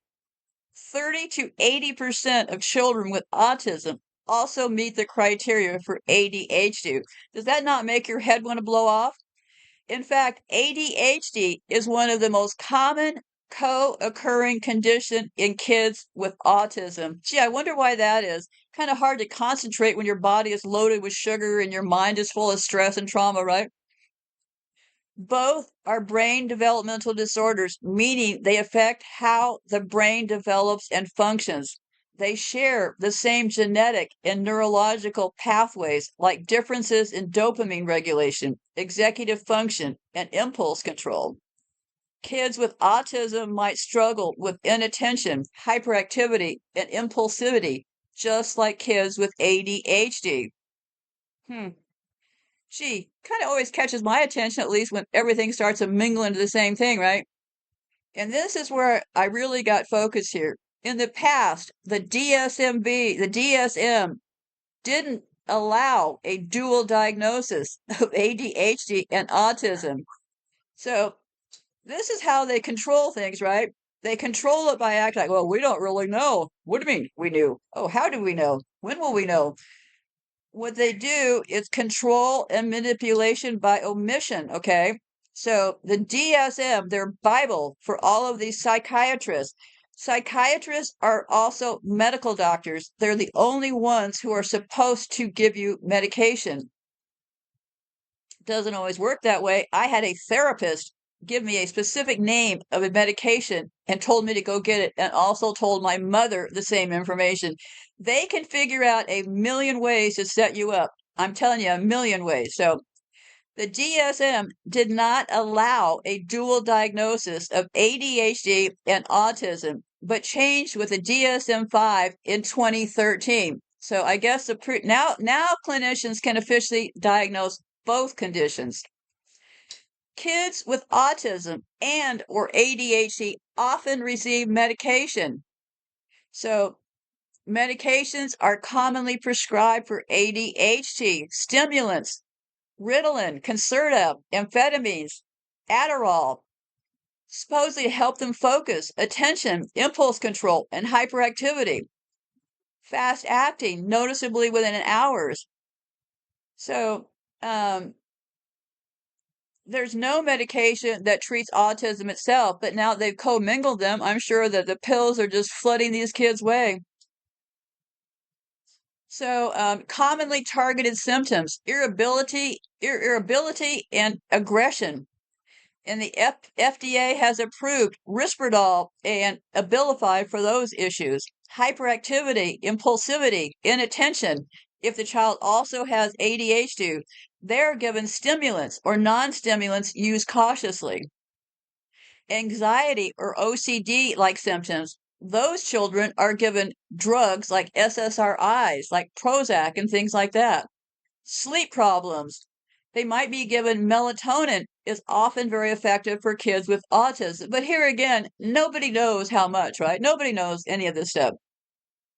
Autistic kids may be more sensitive to side effects. So not all kids are going to benefit from these meds. So ADHD meds are usually part of the standard treatment. Autism meds are used if symptoms like aggression, anxiety, or inattention interfere with daily life, not to treat autism itself. So, yeah, you can see where the pills start coming in, right? So, they use Risperdal for children between 5 and 16 years old. That's the one that gives the boys breasts and milk in their breasts. A jury awarded a family $8 billion in damages in one high-profile case, but these things always get reduced later. So many boys who develop gyneclastomia experience emotional trauma, requiring surgery in some cases to remove breast tissue. So yeah, I think that these medications are a pretty big deal, if you ask me, for hyperactivity, inattention, and impulsivity with ADHD. They're giving them, oh, I think I already got over that. Ritalin, amphetamine salts, the stuff called Strateria. Yeah. So anyways, I'm going to scan down here. So now we're at the point. Approximately 1 in 31 children age 8 were identified with autism spectrum disorder in 2022, according to the CDC's. Worldwide, who are you going to call? Estimates that about 1 in 100 children globally have autism. High prevalence countries. Some countries report higher rates, such as South Korea is 1 in 38, Japan 1 in 64. Low prevalence countries, others like France and Portugal, report lower prevalence rates, about 1 in 144 and 1 in 142 children. So, awareness and screening, healthcare access. Countries with more developed healthcare systematically have higher reported rates due to better diagnostic capabilities. No, they're going to diagnose it if you have the money to pay for it, right? Experts suggest that the rise in autism diagnosis is largely due to improved detection, broader diagnostic criteria, and increased awareness rather than an actual increase in the number of cases. Autism is considered to be a neurodevelopmental condition with strong genetic components. However, environmental triggers or contributors, especially during pregnancy and early life, are actively being studied, and diet is part of that picture. So they say that deficiencies in nutrients like folate, B9, and vitamin D, also rat poisoning, right? Omega-3 fatty acids and iodine have been linked to higher risk of autism when pregnant individuals don't get enough.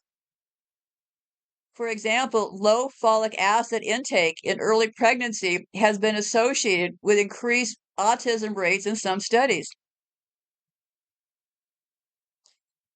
I'll give you what few studies I found. A 2022 study suggests additive in processed foods, such as propionic acid, can affect brain cell development in lab settings.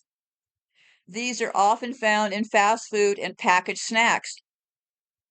Processed food is more common in Western diets, which raises questions about whether dietary exposure to preservatives or industrial chemicals may contribute to neurodevelopmental issues. Gee, you think so? Exposure to pesticide residues, heavy metals like lead and mercury, and endocrine disruptors like BPA from packaging or non-organic produce has been studied as potential risk factors. Prenatal exposure to these chemicals, some of which are present in food or packaging, have been linked in higher autism risk in some research. Some studies have found that mothers with obesity, gestational diabetes, or high sugar diets may have slightly higher risk of having a child with autism. The theory is that chronic inflammation and blood sugar dysregulation might affect fetal brain development.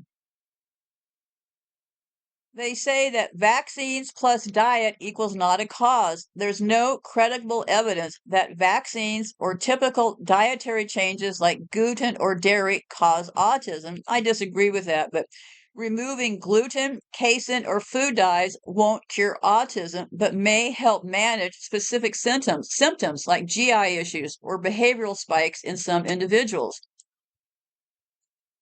Diet doesn't cause autism, but I think that it does. But they say that certain prenatal and early life exposures through diet and environment may increase autism risk or severity. It's multifactorial: genes, environmental, chemical exposure, parental health, and nutrition all interact in complex ways. And I looked at what researches was out there. They saw no significant impact of dietary changes on autism trials. A comprehensive meta-analysis of 27 studies involving over 1,000 individuals with ASD concluded that eliminating certain foods or adding supplements to the diet does not significantly affect autism traits. Gluten-free, casein diets show no improvement in autism symptoms. Controlled studies have found that placing children with autism on gluten-free or casein-free diets alone does not lead to improvements in behavior, sleep patterns, or gastronomical issues.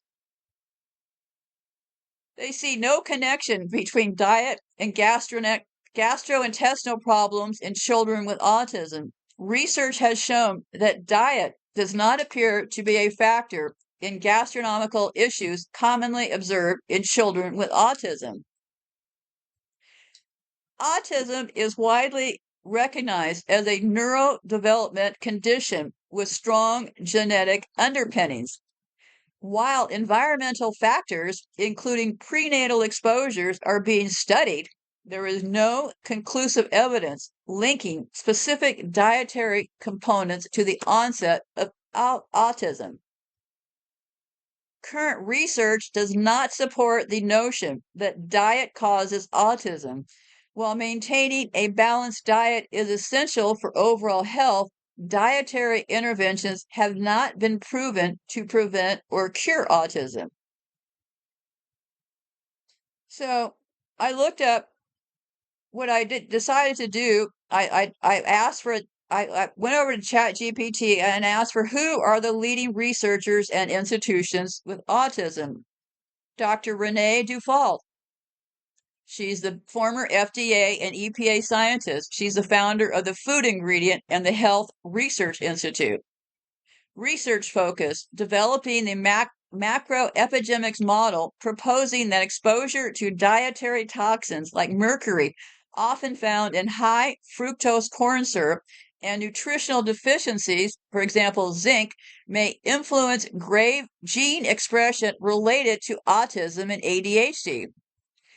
She's done notable work. She authored the book Unsafe at Any Meal, highlighting potential risks in the U.S. food supply and its implications for neurodevelopmental disorders. And there's a couple of other ones. James Adams, he's with this Arizona State University. He has investigated nutritional interventions for autism, including vitamin mineral supplementation and dietary modifications. He did a national survey assessing the effectiveness of 13 therapeutic diets for autism patients, providing insight into dietary approaches reported by families. There's a person, Julie Matthews. She's affiliated with a certified nutrition consultant specializing in autism. She focuses on evaluating the impact of personalized nutritional plans on autism symptoms. She's done the aforementioned national survey with Dr. Adams, emphasizing individual dietary changes. There's the Autism Nutritional Research Center. Their mission is to provide evidence-based nutritional guidance for individuals with autism. They develop comprehensive guidelines tailored to the specific nutritional needs of those affected by autism. So there was so they say that diet alone is not considered a cause of autism. Ongoing research explores the nutritional factors may influence the severity or presentation of autism traits. So they say that researchers like Dr. Renee Dufault and institutions like the ANRC are the forefront of investigating these complex interactions. Dufault fingers high fructose corn syrup as a Trojan horse for an even more insidious toxin, mercury. She writes of the industrial process by which corn sweeteners are made. As part of the washing process, the starch is softened as it is cleaned. Next, mercurial chloride is added to the mix to inhibit naturally occurring starch degrading enzymes that are produced by bacteria. Finally, the starch is dried. This is material from which corn sweeteners are derived. This inevitable results are mercury residues in widely consumed processed foods like candy, soda, energy drinks, iced tea, sweetened juices, cookies, luncheon meat, ketchup, salad dressings. And labels may not specify high fructose corn syrup. They call them dextrose, maltodextrin, and modified cornstarch are innocent sounding ingredients derived from this process that find their way even into natural foods. We tend to think of fish as the main contributors to our mercury burden. Pregnant women are urged to limit consumption of species like albacore tuna, shark, Chilean sea bass, and swordfish. But when I test patients for mercury, I inevitably find significant levels, even in patients who dutifully eschew high mercury fish. What gives? Dufault reports the results of a study she performed in a community college in which she measured mercury levels in students before and after an intervention in which they were taught to avoid corn sweeteners. She demonstrated that blood mercury declined significantly, accompanied by improvements in blood sugar. Why should blood sugar improve?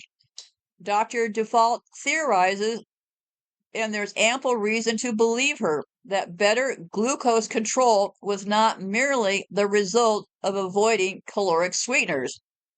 It is recognized that mercury is a metabolic poison, interfering with enzymatic reactions like that of our GLUT gene that regulates sugar handling.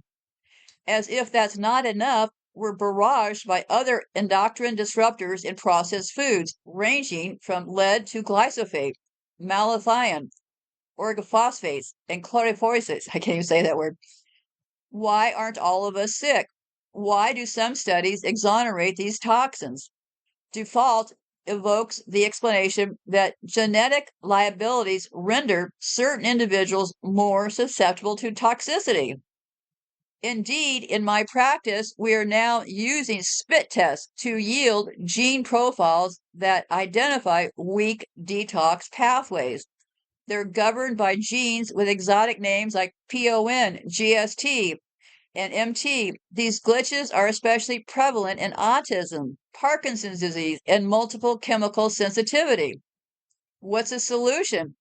Dufault is skeptical of lobbying for more stringent environmental regulations and food safety rules after the brush off she received from the FDA.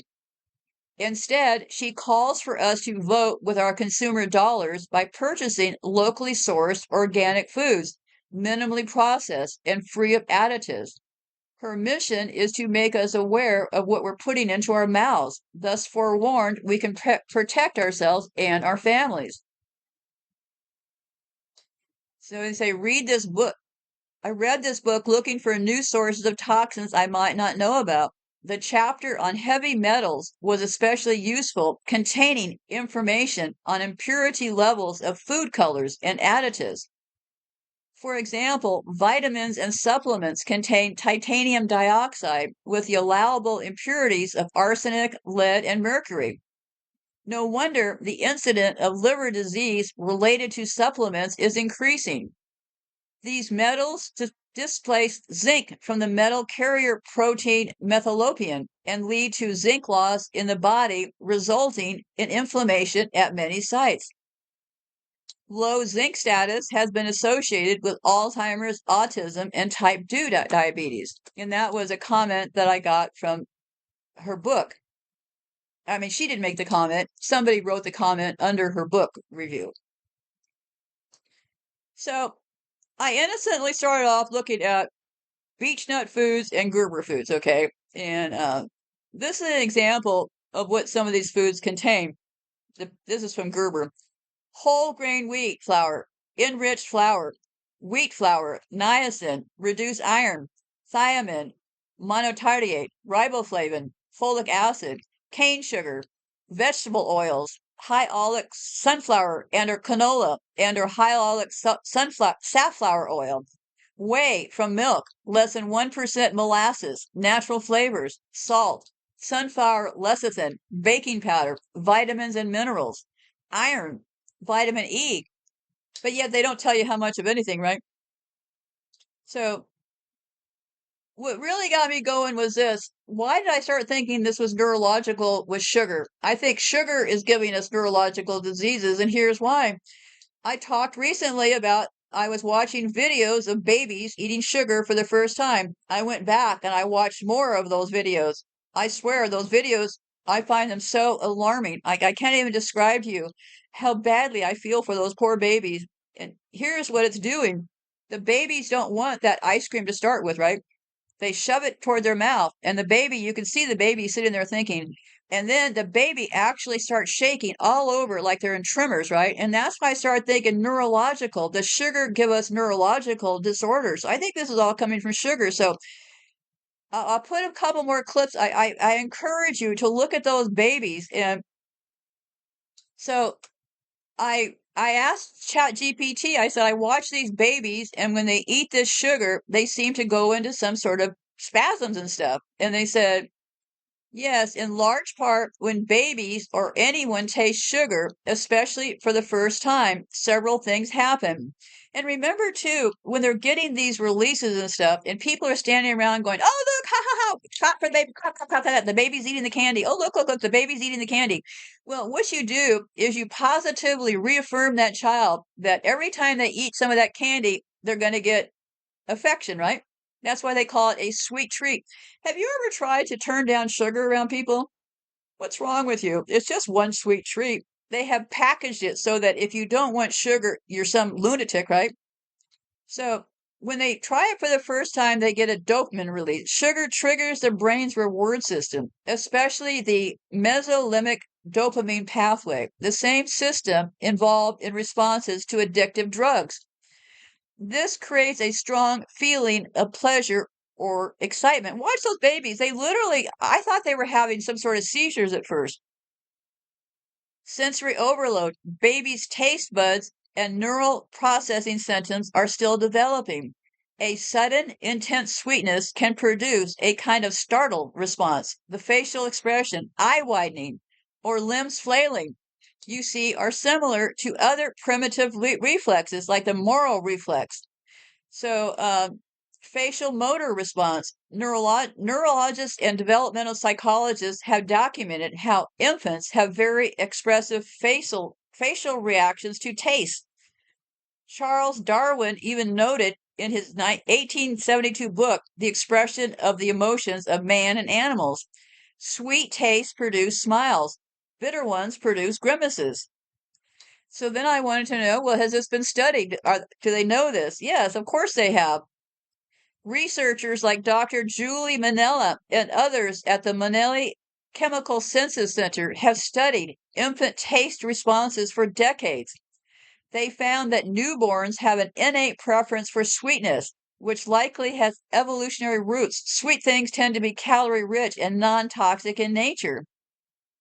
Sugar as an analgesic. Interestingly, sugar is so effective at triggering a soothing brain response that doctors sometimes use a sugar solution, like sucrose, to calm newborns during minor procedures. It activates opioid pathways and reduces pain perception. Ancient understandings. While people have craved sugar for thousands of years, the concept of sugar addiction in a scientific sense is relatively modern. The idea of sugar being addictive began gaining serious traction in the late 20th century. One of the key researchers was Dr. Bart Hobel at Princeton University. In the early 2000s, his lab showed that rats given intermittent access to sugar displayed binging, withdrawal symptoms, and cravings, hallmarks of addiction. 2010 award. Neuroimaging studies in humans began to show that sugar lights up the brain's reward system in ways that resemble addiction to drugs like cocaine. Babies' dramatic reactions to sugar are neurological, driven by immature sensory systems and an innate preference for sweetness. Sugar affects dopamine and opioid pathways, which explains the intense, sometimes overwhelming reactions. The idea of sugar addiction emerged scientifically in the late 20th century with key work from researchers Dr. Bart Hobel and Dr. Nicole Avane. Before sugar, sweetness came from honey, fruits, and tree sap. Honey was prized by early humans, even depicted in 10,000-year-old cave art. Sugarcane, and this is, this whole thing about sugar, they say it came from ancient India. Okay, so when they had some access to sugar through trade, Greeks and Romans mainly used honey, their sweetener of choice. The Roman author Pliny the Elder called sugar a kind of honey found in cane, but it was rare and considered a medicine, not a food. The global explosion, sugar and colonialism. In the 15th to 18th century, sugar became one of the most valuable and brutal commodities on earth.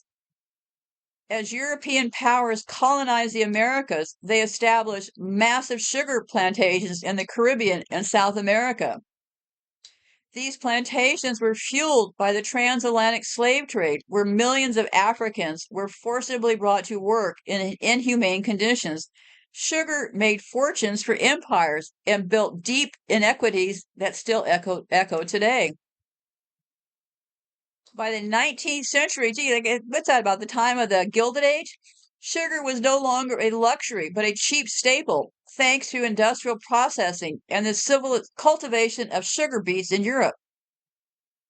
People in Britain and the US were eating sugar in quantities unimaginable just a century before, especially in tea, jam, biscuits, and candy. By the 20th century, sugar was in everything: breakfast, cereals, soda, ketchup, bread, even baby food. Most processed foods today contain added sugars, even ones that don't taste sweet, like salad dressing or pasta sauce. The average American now consumes around 17 teaspoons of added sugar per day. The overload has been linked to the rise in obesity, diabetes, cardiovascular disease, and even cognitive issues. The conversation is now shifting from sugar and how to treat sugar as a public health issue. The term white gold was once used to describe both sugar and salt. That's how prized sugar was. Wars were fought, economies built, and cultures transformed by a plant that just happened to taste amazing when boiled down. Sugar stimulates the dopaminergic system, especially the nucleus accumbens, which is central to feelings of pleasure and motivation. Every time we consume sugar, we get a little dopamine hit, just like with addictive substances like nicotine, cocaine, or alcohol. Unlike natural sugars found in fruit, which come with fiber and slow the glucose spike, refined sugar hits hard and fast, making it addictive. Dr. Bart Hobel showed that rats given sugar intermittently will binge, experience withdrawals. Dr. Nicole Avena expanded the research to human applications, noting similar behavior and neurological signs of addiction in people who regularly consume high amounts of sugar. Sugar doesn't just cause a habit, it can alter brain chemistry and make it difficult to stop. Repeated spikes in blood sugar and insulin also dysregulate hunger and satiate signals, like trapping people into craving cycles. And this is when we got started with baby food. Sugar in baby food, the quiet sweetening, formula and flavor training.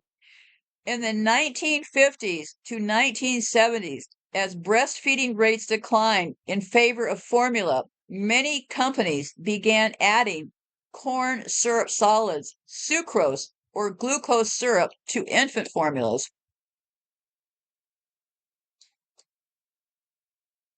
Babies are biologically inclined to like sweet flavors, so sugar helped ensure they'd accept and consume formulas readily.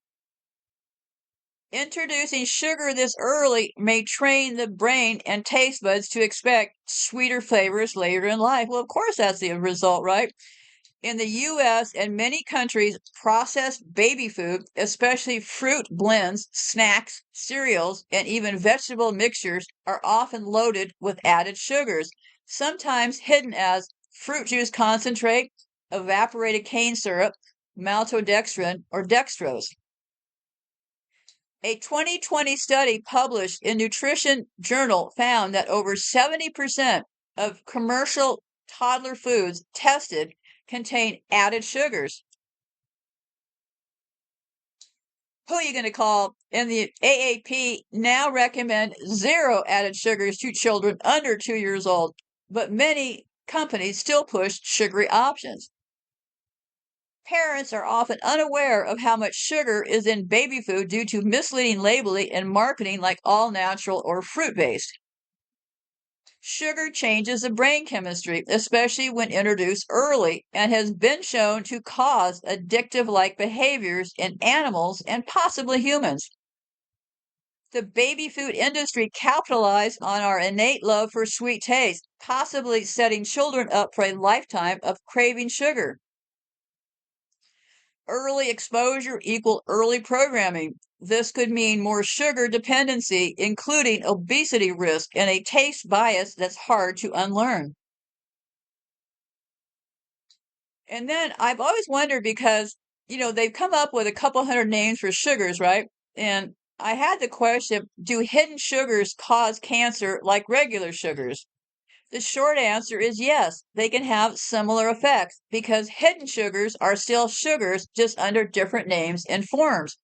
They connect to disease, cancer, and sugar. Cancer cells tend to consume more glucose than healthy cells, a phenomenon called the Warburg effect. While sugar itself doesn't cause cancer directly, high sugar intake promotes obesity, chronic inflammation, and insulin resistance, which are all risk factors for cancer, especially breast, colon, and pancreatic cancers. Insulin and IGF-1. High sugar diet spikes insulin and insulin-like growth factors, which can stimulate the growth of certain tumors. Chronic inflammation. Constant sugar spikes can trigger inflammation and oxidative stress, which are underlying mechanisms in both cancer and cardiovascular disease. So while sugar isn't actually carcinogenic like asbestos, a sugar-loaded diet creates the perfect storm for cancer to develop and grow.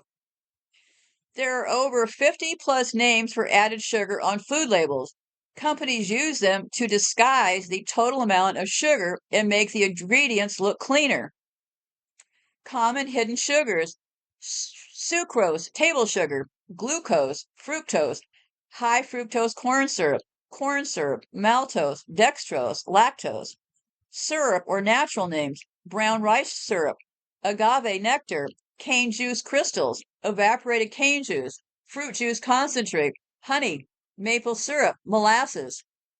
Industrial style names: maltodextrin, barley malt, carob syrup, inverted sugar, glucose solids, ethyl maltol. If the word ends in OSE or sounds like something you'd put in pancakes, it's probably sugar. So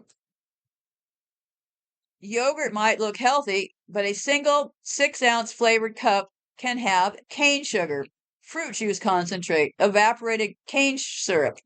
All listed separately, which makes it look like sugar isn't the number one ingredient. When combined, it totally is. Check added sugars under the nutritional label. If multiple forms of sugar appear in the first 5 ingredients, be wary. Try to stick to less than 25 grams of added sugar per day, less than 6 grams for young children. And when I was looking through all this baby food packaging and stuff, they're using buzzwords, okay? The packaging is so friendly looking and so colorful, and they have buzzwords on there that say no sugar added, right? Or they have buzzwords that say BPA free. Why does they have buzzwords saying BPA free? Because when they switched out BPA, what happened years ago was BPA started getting bad press for its hormone disrupting effects, especially in baby bottles, canned foods, and plastic containers. Manufacturers slapped on BPA free labels to ease consumer fears.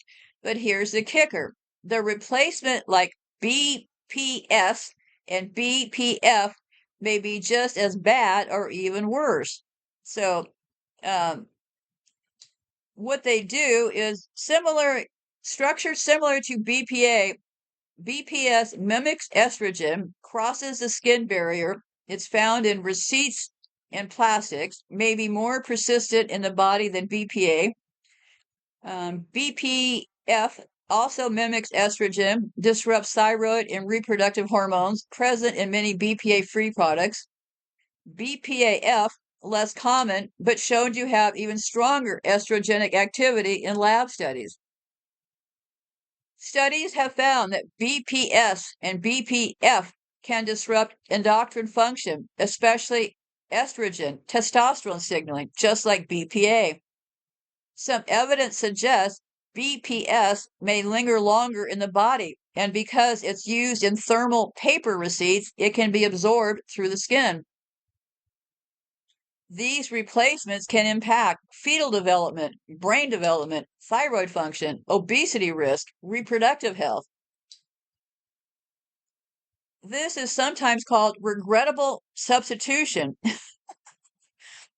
where one toxic chemical is swapped for a nearly identical one that hasn't been studied as long but turns out to be just as dangerous.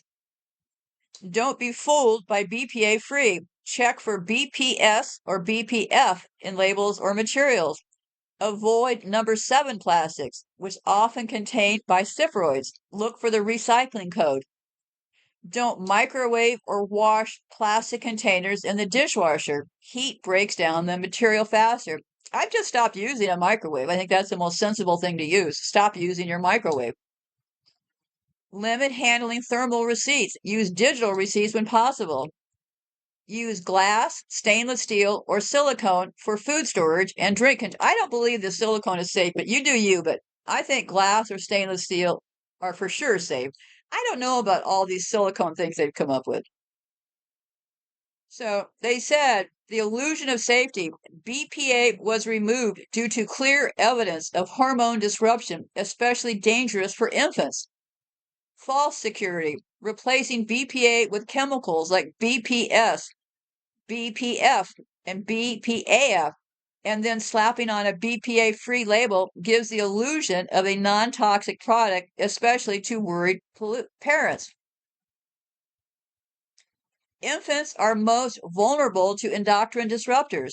Their systems are developing fast, and hormones play a huge role in brain development, organ formation, and immune programming. Even tiny doses of endocrine disruptors at key windows can have lifelong consequences. BPS/BPF can leach just like BPA, especially when heated, like in warmers or microwaves. BPA-free equals greenwashing. It's used to earn trust and suggest the product is vetted for health, when in reality, it's just a superficial fix. Some manufacturers even patent BPA-free blends without disclosing the exact chemicals used. Even glass isn't always innocent. Some baby food jars are made of glass, but still have plasticide lids or seals lined with biofilms, so the food inside can still be contaminated. A study from 2016 found detectable levels of bisphenol A analogs in jarred baby food from various brands. Prefer glass jars with metal lids and make sure the food doesn't touch the lid liner. Choose pouch-free or additive-free baby foods when possible, or make homemade. So avoid full labeling, not just BPA. BPA-free doesn't mean safe. It means we change the label. Okay, so a 2021 study found that prenatal exposure to BPS and BPF was associated with lower cognitive performance in children at age 7, especially in boys. Animal studies have shown that BPS can disrupt thyroid hormone levels, essentially for brain development, potentially leading to neurobehavioral issues such as hyperactivity and impaired learning. Gee, I wonder if people would consider correcting the food instead of giving these kids pills. Well, we'll keep reading. A systematic review concluded that BPS and BPF are as hormonally active as BPA, exhibiting similar endocrine disrupting effects.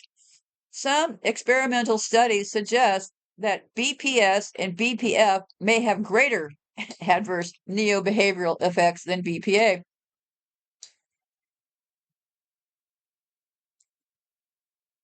So let's look at, I started looking at some Gerber baby food.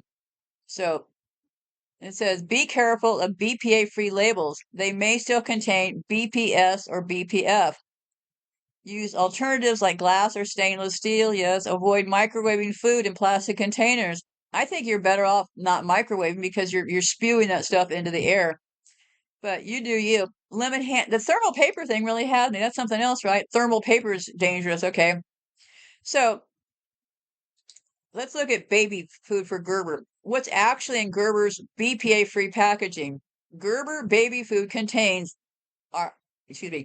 Gerber baby food containers are often labeled with recycling code number 7, which is a catch-all category for various plastics.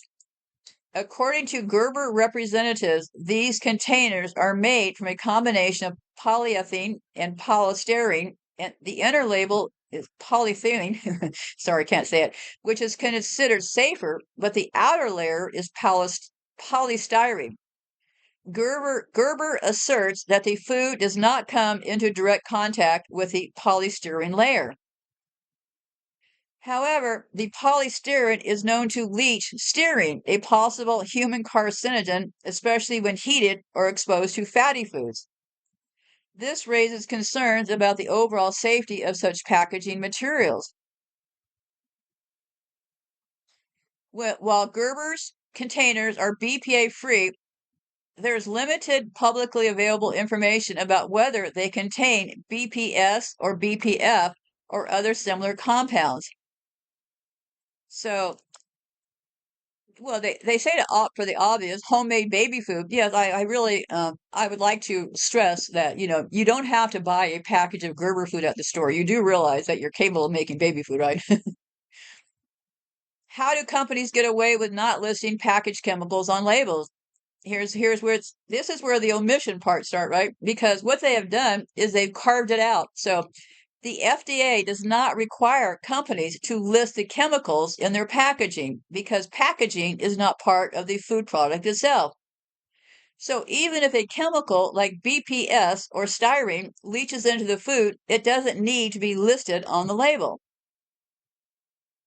Companies can self-declare that packaging materials or additives is that GRAS stuff, which is GRAS, generally recognized as safe. That's another loophole.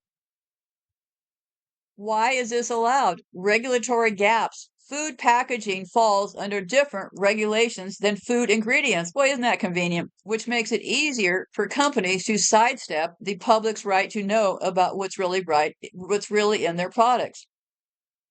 Profit-driven industry standards. The food and packaging industries often prioritize cost savings and convenience over full transparency or safety in favor of cheaper alternatives that aren't fully vetted for long-term health effects. Lack of comprehensive chemical safeties, and here's where the real catch is. Toxic Substance Control Act, or the TSCA, which passed in 1976 and is woefully outdated in regulating chemicals. Boy, isn't that convenient? This means potentially harmful substances can be used without FDA review or public disclosure. Manufacturers can claim the exact formulation of their packaging materials is proprietary or a trade secret, which protects them from having to reveal what's actually in it. Labeling laws focus on food, not packaging. Food labels are strictly regulated for nutritional information, allergens, and additives, but not for what the food touches unless it's been directly added. Chemicals like BPA, BPS, phthalates, and PFASs, forever chemicals, can migrate from packaging into baby food and yet never appear on the label. Independent lab tests have found leached chemicals in popular baby food brands, but unless a watchdog group or scientific journal investigates, the public remains unaware. And there is this thing like they're always giving you helpful ideas, right? Support stronger legislation. Laws like the Baby Food Safety Act that the U.S. proposed aim to tighten up these loopholes, but they face industry resistance. Unfortunately, the same issues with packaging transparency and the use of harmful chemicals in baby food packaging are widespread, not just in the U.S., but globally. Many countries have similar gaps in their food safety regulation when it comes to packaging materials, especially in baby food and other products marketed for children. And this is what this whole baby food thing really got me spinning because it's just as bad all over the world. There is a war on babies. Okay, global baby food packaging issues. BPA alternatives are common. In Europe, Canada, and Australia, companies also often advertise their baby food products as BPA free. However, as we've discussed, BPA free doesn't necessarily mean safer. Instead, they might use BPS, BPF, or other biosphen analogs that are just as harmful or potentially more dangerous. Lack of global standardization. Now, that's very handy. Different countries have different regulations for food packaging. For example, while the European Union has stricter controls on BPA in food packaging, it still allows the use of other bisphenols like BPS, which haven't been studied as thoroughly. Countries in Asia and South America may not have the same levels of regulation or even awareness about the risk posed by chemicals in packaging, making them more vulnerable to the same issues. Trade secrets. Just like the U.S., trade secret laws in many other countries allow companies to keep the exact formulation of their packaging materials secret, meaning consumers have little visibility into what's leaching into their baby food.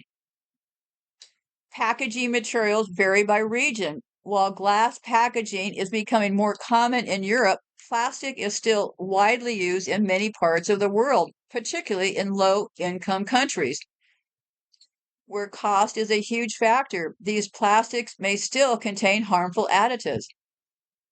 Global health concerns, hormone disruptions. Countries around the world are facing increasing rates of hormonal imbalances, obesity, fertility issues, and neurodevelopmental disorders in children, many of which are linked to exposures in endocrine disrupting chemicals, EDCs, like those found in plastics. Plastic leaching. Studies in various countries have shown that chemicals like phthalates, PBA, and its replacements, PBS and PBF, can leach from packaging into baby food during storage, transportation, and especially when heated. Efforts to improve, some regions are working on tighter regulations for packaging materials, particularly those in baby foods. The EU has stricter rules on food packaging safety, but these still don't fully address all harmful chemicals. The European Food Safety Authority is actively studying the effects of BPA replacements. Well, you get right on that, people. You get right on that. See how slow this is taking? They're actively studying the effects of BPA replacements. Yeah, you get right on that. Canada has banned BPA in baby bottles and some food containers, but like the EU, the focus has often been more on BPA and less on the alternatives like BPS and BPF. Well, that's because they pulled a big trick. Australia and New Zealand have similar regulations, but again, their focus on BPA alternatives is limited. As the global awareness of the risks of plastic packaging grows, more consumer advocacy groups are calling for more stringent controls. Well, I have a really good idea here. It's just a brainstorming idea. How about you do this? How about if you stop feeding babies things that came out of packages? How about you just do that, right? How hard is it to make a meal for a baby, okay? So, global scale of the problem, standardization of risky practices. Global giants like Gerber tend to standardize their packaging and supply chains for maximum efficiency and cost effectiveness. This means that the same harmful packaging materials used in one country, like BPA or BPA substitutes, are often used in multiple markets worldwide, including regions with stricter regulations. To keep costs low, companies often opt for cheaper plastic alternatives like BPS or BPF, which are not always safer than BPA. The globalized standardization can lead to the spread of potentially harmful chemicals in food packaging, even in countries with strong regulations. Weak link strategy. When companies sell in multiple countries with varying regulations, they often choose to abide by the least stringent standards. This is a cost-saving measure to keep production consistent across all markets. For instance, if a company can sell a product in countries with weak regulations, say in parts of Asia or Africa, using packaging that would be banned in the EU or US, it becomes profitable to maintain those standards globally. This could result in harmful chemicals being used everywhere, even in places where consumers expect better safety. Global supply chains and chemical exposure, inconsistent regulations environment. While some countries, like the EU, are advancing regulations on toxic chemicals in food packaging, others, especially developing nations, may lack the infrastructure to enforce these rules or may have less stringent regulations in place. This creates a discrepancy in safety standards. In countries with weaker regulations, where baby food packaging might not be scrutinized as closely, companies can continue to use packaging that leaches harmful chemicals into the food. Lower income consumers may be less aware of these risks or may not have access to safer packaging alternatives like glass or BPA free products in general. As a result, vulnerable populations may bear the brunt of the harmful health impacts. Local companies may also adapt their products for different regions by cutting costs in specific markets where people may not be as concerned about safety or where health and safety regulations are weak. This can result in inconsistent quality and safety across the same product lines globally. So, yeah, Gerber can be doing one thing in Africa and another thing in the United States. But because people see the product is coming from the United States, they probably generally see it as safe, right? So, I think we've talked about this enough. Disrupts the endocrine system, early puberty, reproductive issues, obesity, neurodevelopmental disorders. Gee, I wonder where we're getting all this stuff from, huh? As companies like Gerber expand their reach, the global health impact grows, potentially causing harm to children worldwide, especially in regions that are less equipped to manage these risks. And they go through this whole thing. Oh, put more pressure on them. Listen, I think we're in the end game of a very long, drawn out fight between good and evil. Personally, I'm not going to be contacting companies and saying, why don't you clean up your act? Because this is a psychopathic run company, right? Or country, world, whatever you want to call it. The takeaway, the problem does get worse because large companies like Gerber have such a global footprint, which allows risky practices like using BPA substitutes to spread across markets with varying standards. Globalization means that harmful practices are amplified and perpetuated, especially in regions that are less protected. And I also have a big piece down below if you want to take a look at it. I'm not going to I'm not going to dive headfirst into it, but I started this whole thing looking into children years ago. And what triggered me at the time was when I understood all of these vaccines these children are given, right? 34 doses of 14 vaccines over time. By the age 6, American children receive around 34 doses of 14 different vaccines, hepatitis B, DTP, polio. Yeah, they're still getting them all. So how does this compare to other countries? Fewer vaccines in infancy. Hepatitis B is often not given at birth unless the child is high risk. Many countries delay or space out vaccines more than the United States. Flu and COVID-19 vaccines are optional and not recommended for healthy children in many European countries.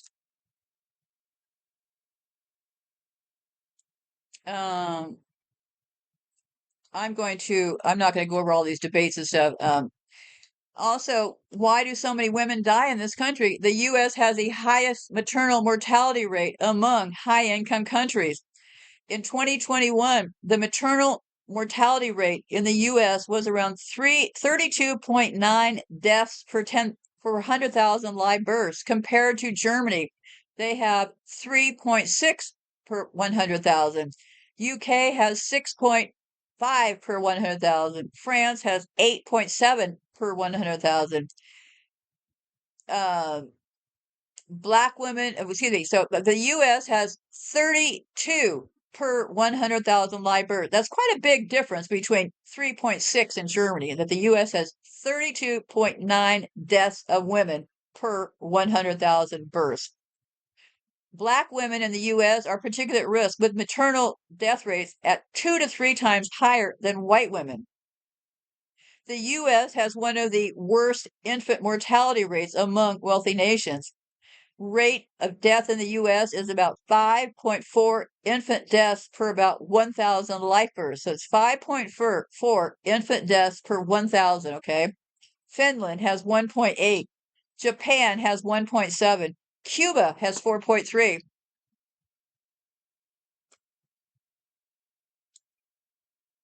Well, and there's all the issues. I mean, the U.S. doesn't give the U.S. has a very high C-section rate. And that whole C-section thing, don't get me started on that. They're doing C-sections all over the world now because they don't want to wait for the woman to deliver the baby. So in order to rush it up, what they're doing is they are just giving C-sections to everybody and really putting everybody at risk. So, okay. And say, why is the U.S. doing so poorly? Healthcare access and inequality. No, I don't think well, I have my own views on healthcare, which may not align with everybody else, but I don't think that it's lack of healthcare. it's lack of proper food and nutrition. So this is all. It has to do with all these C-section stuff. So then I started going through. Babies started getting formulas at first, right? And what really shocked me was these formulas. We know that we have to have cholesterol for our brain. That's why that low fat thing was just a scam, right? A lot of these baby foods I looked at were using low-fat milk and all kinds of problematic things. And that really got me going on this whole thing. So then I went over to Chat GPT and I said, these things appear to be loaded with sugar and seed oil. And I pointed out Pediasure with Optigrow. It's a plus kid shake. It said, you're absolutely right to raise a red flag on Pediasure. Many parents assume it's a healthy option, but a closer look at the ingredients level often tell a different story. Pediasure is very high in added sugars. A typical 8-ounce serving contains around 9 to 12 grams of sugar. Remember, they're supposed to have maximum of 6, right? So one bottle of 8 ounces contains 9 to 12 grams of sugar, sometimes more depending on the flavor. That's about 3 teaspoons of sugar per bottle, which is a lot for a young child, especially if they're drinking multiples per day. Excess sugar is linked to obesity, behavioralism, ADHD, anybody? Immune suppression, and early insulin resistance in children. Many Pediasure products contain canola oil, soy oil, or corn oil, all industrial seed oils that are highly processed, often derived from GMO crops, which is interesting because they say that these products are GMO free. They must be talking about certain things because they're all loaded with seed oils. So there's some line going on here somewhere. So these seed oils are highly processed, often derived from GMO crops. This is very important to know. They're high in omega-6 fatty acids, which can contribute to chronic inflammation when out of balance with omega-3. So that's why they want to put these high omega-6 fatty acids in, because it gives chronic inflammation. So, and they put in synthetic vitamins. While it includes added vitamins and minerals, many are synthetic rather than coming from real food sources. This can sometimes create absorption issues or imbalances in nutrient levels. Artificial flavors, thickeners, emulsions like carcinogens or guar gum, potential allergens like dairy and soy. So, these foods are just literally packed. And I also asked a question. It says pediatrician recommended. These doctors must be idiots considering the dangers of sugar and seed oil on tiny bodies. And ChatGTP said this, you're not alone in thinking that. A lot of parents and health conscious people feel the same way. The phrase pediatrician recommended sounds reassuring, but here's the truth. It often doesn't mean what people thinks it means. Pediatrician recommended. What's really going on? It's often a marketing tool. The label doesn't mean all or even most pediatricians recommended. It can mean a small sample was surveyed or a few were compensated for a seal of approval. Companies like Abbott, who makes Pediasure, spend millions on marketing to doctors and medical conferences to position their products as medical nutrition. And before I forget it, one thing they're doing in third world countries is they want to get women to give their babies bottled nutrition, not breastfeeding, right? Well, I think I have something more about that down here later, but here's the goal. They're trying to get mothers to not breastfeed and instead give them formula. So what they're doing in third world countries is like when the mother is in the hospital having the baby, they'll say, "Oh, well, while you're here, we're going to feed them this bottled baby stuff, right?" So the mother thinks, "Oh, new modern stuff, sure, okay." So the mother doesn't breastfeed right away. So the minute the mother leaves that hospital, a couple days later, she's dried up in milk, so she can no longer breastfeed. So by introducing this Pediasure business, what happens is the mothers lose the ability to breastfeed also, is another trick that they're pulling on people. So and also in clinical settings, doctors often focus on caloric intake for underweight or picky eaters. And Pediasure delivers quick calories, even if it's coming from sugar and oil. Yeah, thanks your doctor, right? But they might not be considering the metabolical stress, gut impact, or long-term consequences of artificial, ultra-processed ingredients on a child's development. Oh, they've thought about that. They just don't really give a shit, right? Because it's your kid, not theirs. So why do they keep recommending it? Convenience. It's shelf-stable, easy to measure, and comes with dosing instructions. Brand loyalty. These companies have been in pediatric offices for decades. Fear of weight loss. Doctors often worry about kids not growing than what's in the bottle. Pharma nutrition overlap. These products are made by the same companies that make medical devices, drugs, and formulas, and have a lot of influence in medical spaces. So, sugar and seed oils are harmful, especially in kids whose brains are developing. Metabolic systems are still learning regulation. Gut microbes are highly sensitive. There are pediatricians out there now pushing back against this, especially those trained in functional medicine, holistic nutrition, or ancestral health, but they're still in the minority. So we took a look at that. So the 8-ounce bottle of Pediasure has 12 grams of sugar, and that is 3 teaspoons of sugar per serving. For context, the American Heart Association recommends that children aged 2 to 18 consume about 0.25 grams or 6 teaspoons of added sugar per day. Therefore, a single serving of Pediasure provides nearly half of this daily limit. The seed oil content. The product contains a blend of vegetable oil, specifically canola oil and corn oil. These oils are high in omega-6 fatty acids. While omega-6 fatties are essential in moderation, excessive intake, especially when not balanced with omega-3 fatty acids, can contribute to inflammation and other health issues. Summary: the bottle is 9 grams of fat, total sugars 12 grams, vegetable oils including canola and corn, and 240 calories. 12 grams of sugar per serving is a lot for a baby or a young child. Here's what they recommend.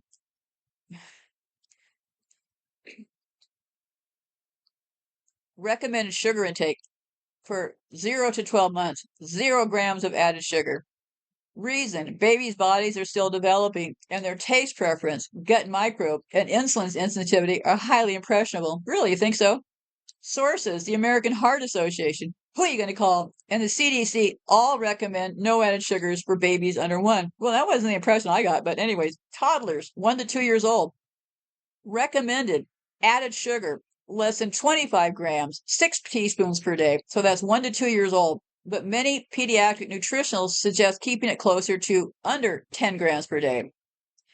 Even at this stage, excess sugar intake has been linked to tooth decay, gut diabosis, weakened immune response, higher rate of obesity, and metabolic issues. So let me see here. I think I've done enough about that. But anyway, so yeah, it's interesting that they're putting all those omegas in this baby stuff, isn't it? It seems kind of uh, I've already talked enough about the sugar thing. Excess sugar spikes insulin like growth factors, both of which promote cell growth and division, a key factor in cancer development. Chronically high insulin levels. Yeah, none of this stuff is good. Um, the food industry knew it and ignored it. Just like the tobacco and trans fat, the food industry downplayed the risk, funded biased studies, marketed sugary products to kids and vulnerable populations. So I think we know how this dopamine, the sugar works, right? And so the other thing that it really does, it affects your gut, and it feeds certain gut bacteria and yeast like candida that actually signal your brain to crave more sugar. So if you're ever craving a lot of sugar and stuff, you likely have some sort of an imbalance going on there. And I've already talked to him about. I'm going to put this on hold for a second. I think I've pretty much covered most of this. And there's more. I talked briefly earlier about the cholesterol. Cholesterol is good for the brain cell membranes. It's critical for the brain. That's really. I was surprised when I started looking at these baby food things, and a lot of them had non-fat milk as one of the ingredients. And here's why. Non-fat milk strips out the natural cholesterol and fat found in whole milk. It may also make it harder for young children to absorb fat-soluble vitamins like A, D, E, and K. Pretty big deal. Well, I did it again. I was talking away and I had it on hold. That's why I'm trying not to put things on hold. So anything that I might have missed is down below. So I wasn't going off about much except for some of these different ingredients because the non-fat milk, they're doing this on purpose because they know that the non-fat milk strips things out because non-fat milk, while designed to meet infants' nutritional needs, some caregivers prefer formulas with whole milk. Yeah, because the non-fat milk is stripping out what they need. I'm going to have to. Uh, so, historical trends in the U.S. Let's go a little bit about this breastfeeding before I close off here. In the 1930s, approximately 70% of firstborn infants were breastfed. 1940s to 1950s, breastfeeding rates declined sharply, with fewer than 30% of infants being breastfed. 1970s to 1980s, rates began to rise again, reaching about 60% by the early 1990s.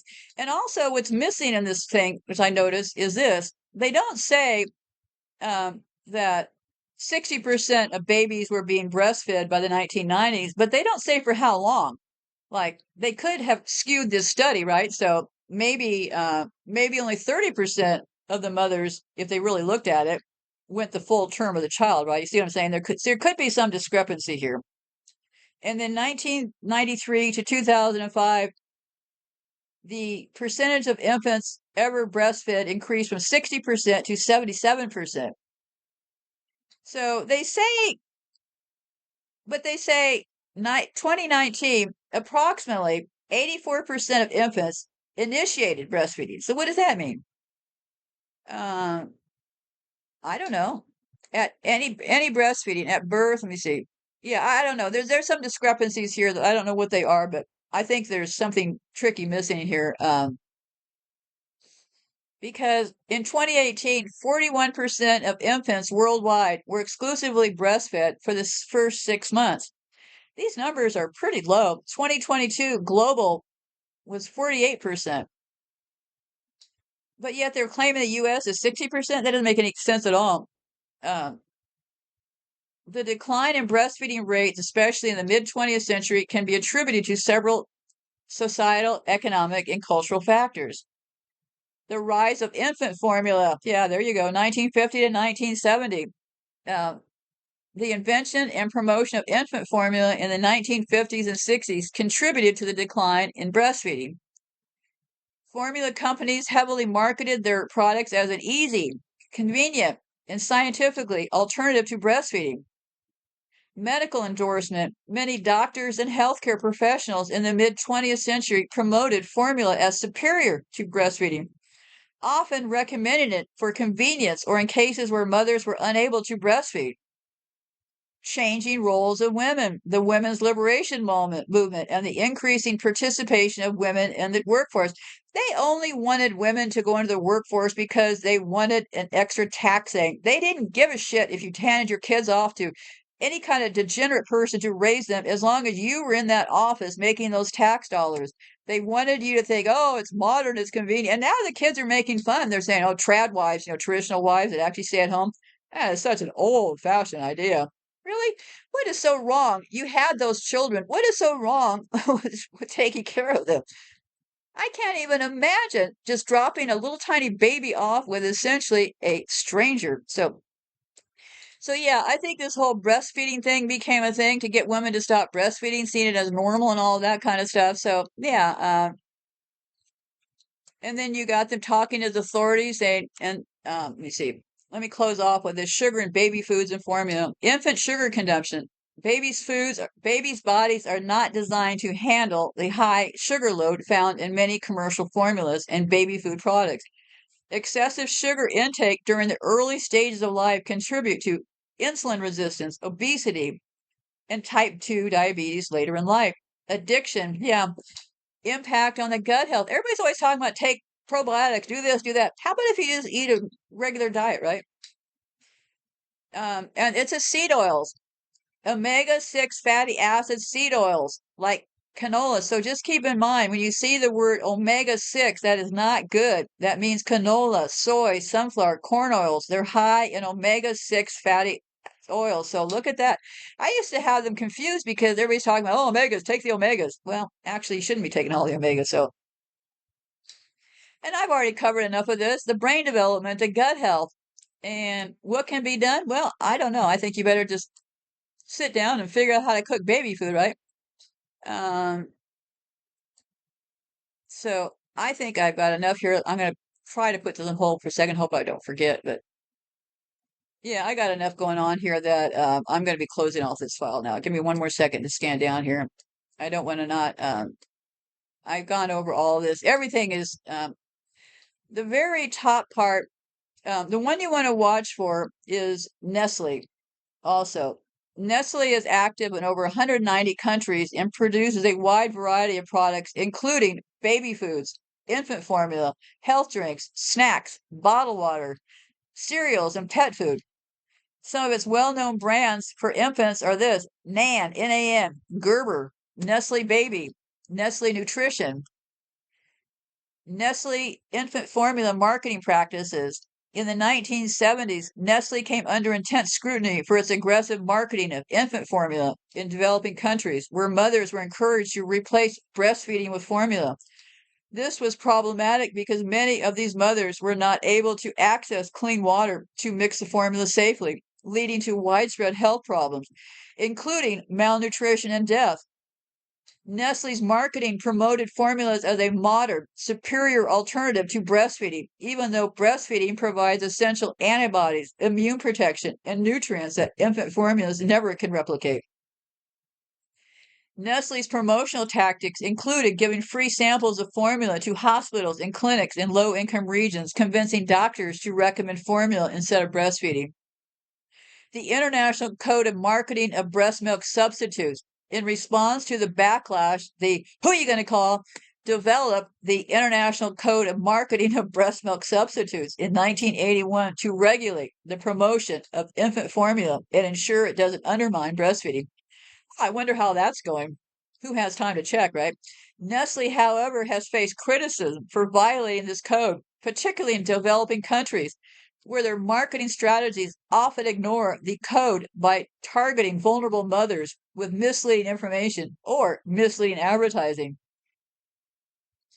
As a result of the formula marketing controversy, activists and NGOs launched a boycott of Nestle products in the 1970s and 1980s.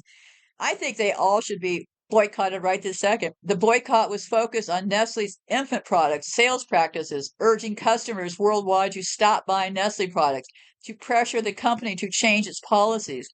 This boycott, which continues to this day in some countries, has had a significant has had a significant impact on Nestle's public image and corporate reputation. They should be called out every second.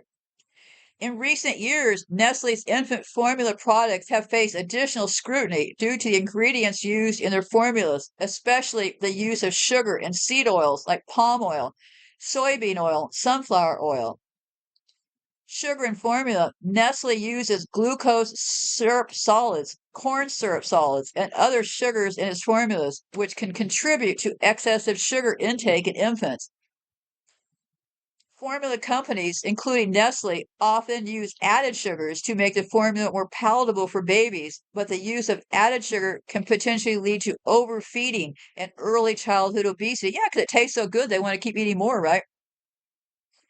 Palm oil is one of the most commonly used oils in Nestle's formula products because it's relatively inexpensive and widely available. However, palm oil is often criticized because it contains high levels of omega-6 fatty acids. Soybean oil and sunflower oil are common in many formulas, and they too are rich in omega-6 fatty acids. These oils are inflammatory when consumed in large amounts, especially without sufficient omega-3 fatty acids in the diet. So yeah, Nestle, pretty criminal company. Well, they trick people in uh, in Mexico into they stole all their water and then convinced them that drinking Coca-Colas was a good idea. Despite the controversies, Nestle remains a dominant player in the global infant formula market, particularly in low and middle income countries. They continue to be a key provider of nutrition for babies often because breastfeeding isn't possible due to economic or cultural reasons, or because formula is seen as an attractive alternative in some communities. Nestle's involvement in infant nutrition is complex and controversial. On one hand, the company is a major supplier of baby formula and has made some efforts to improve the sustainability of its practices. On the other hand, it has faced significant criticism for its marketing of formula, particularly in developing countries. So yeah, I think it's time to start voting with your dollars now, isn't it? Um, I think I pretty much wrapped this up. I think we got the idea. It seems to me around the world, babies are getting as treated as horribly in this country, that country, any country I found. So, and how did this all happen? Well, it was around 1990. I forget the actual event, but when we all got computers in our homes was around mid 1990s, and they formed an alliance of doctors around the world, and that group got set up around the 1990s. So as early as the 1990s, they all were talking to each other. Because some people say, well, you must really be crazy if you think that all these doctors got together. Well, yeah, of course they did, because they joined the same groups, right?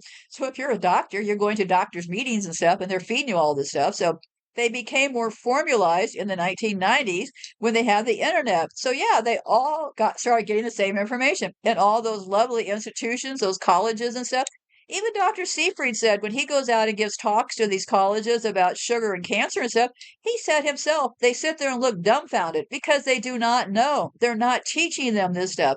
And they're probably self-selecting doctors who don't ask too many questions, right? There's always a cause and effect. So I think I've said enough on this subject. I think all around the world, shocking as it may seem, babies are getting a really bad rap. I mean, why are they talking out both sides of their mouths? Nancy Pelosi, we love the babies, we love children, we love children, everybody loves children. Don't talk bad about the children. But then yet, I've showed you today, obviously, these people do not love babies. If you love babies, you certainly would not be treating them this way. So goodbye for now and be safe out there.